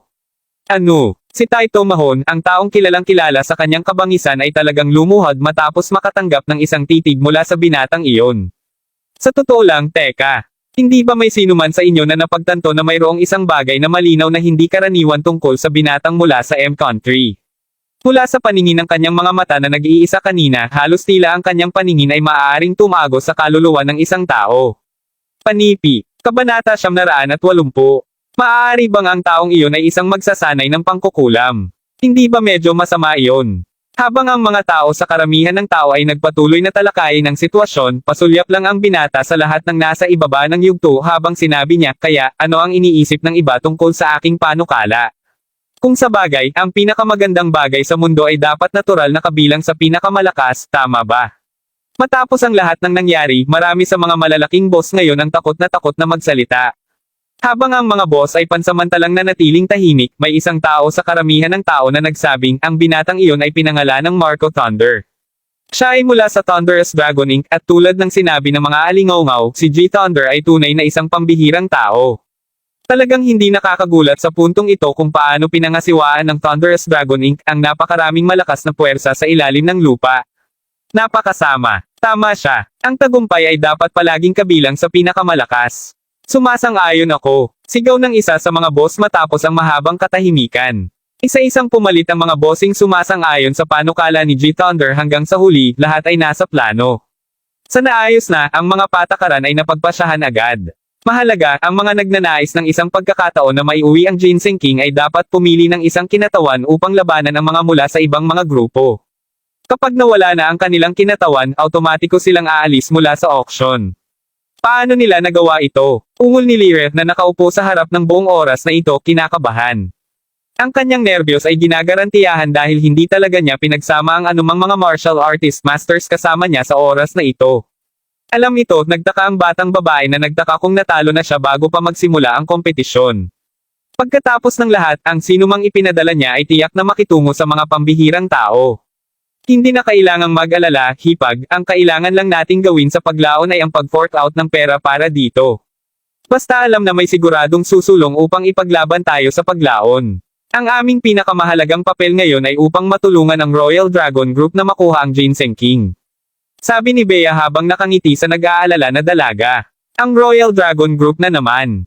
Bea, patuloy mong binabanggit sa akin ang kanilang grupo sa buong maghapon. Habang maipapalagay ko na mayroon kang isang salita sa kanilang mga kalalakihan, bakit pakiramdam ko palagi kang nakatuon sa pagtulong sa kanila? Sagot ni Lyra na hindi mapigil ang maramdaman na medyo kakaiba ang ugali ni Bea.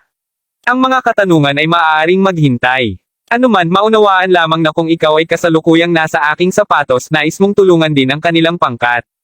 Magtiwala ka sa akin kapag sinabi kong ang pagtulong sa kanila ay hindi magiging walang kabuluhan. Sabi ni Bea habang nakahawak siya sa mga kamay ni Lyra ng mahigpit, isang pahiwatig ng pananabik sa kanyang boses. Ano sa lupa ang tinatago mo sa akin? Tanong ni Lyra habang nakatingin sa kakaibang kilos ni Bea ngayon.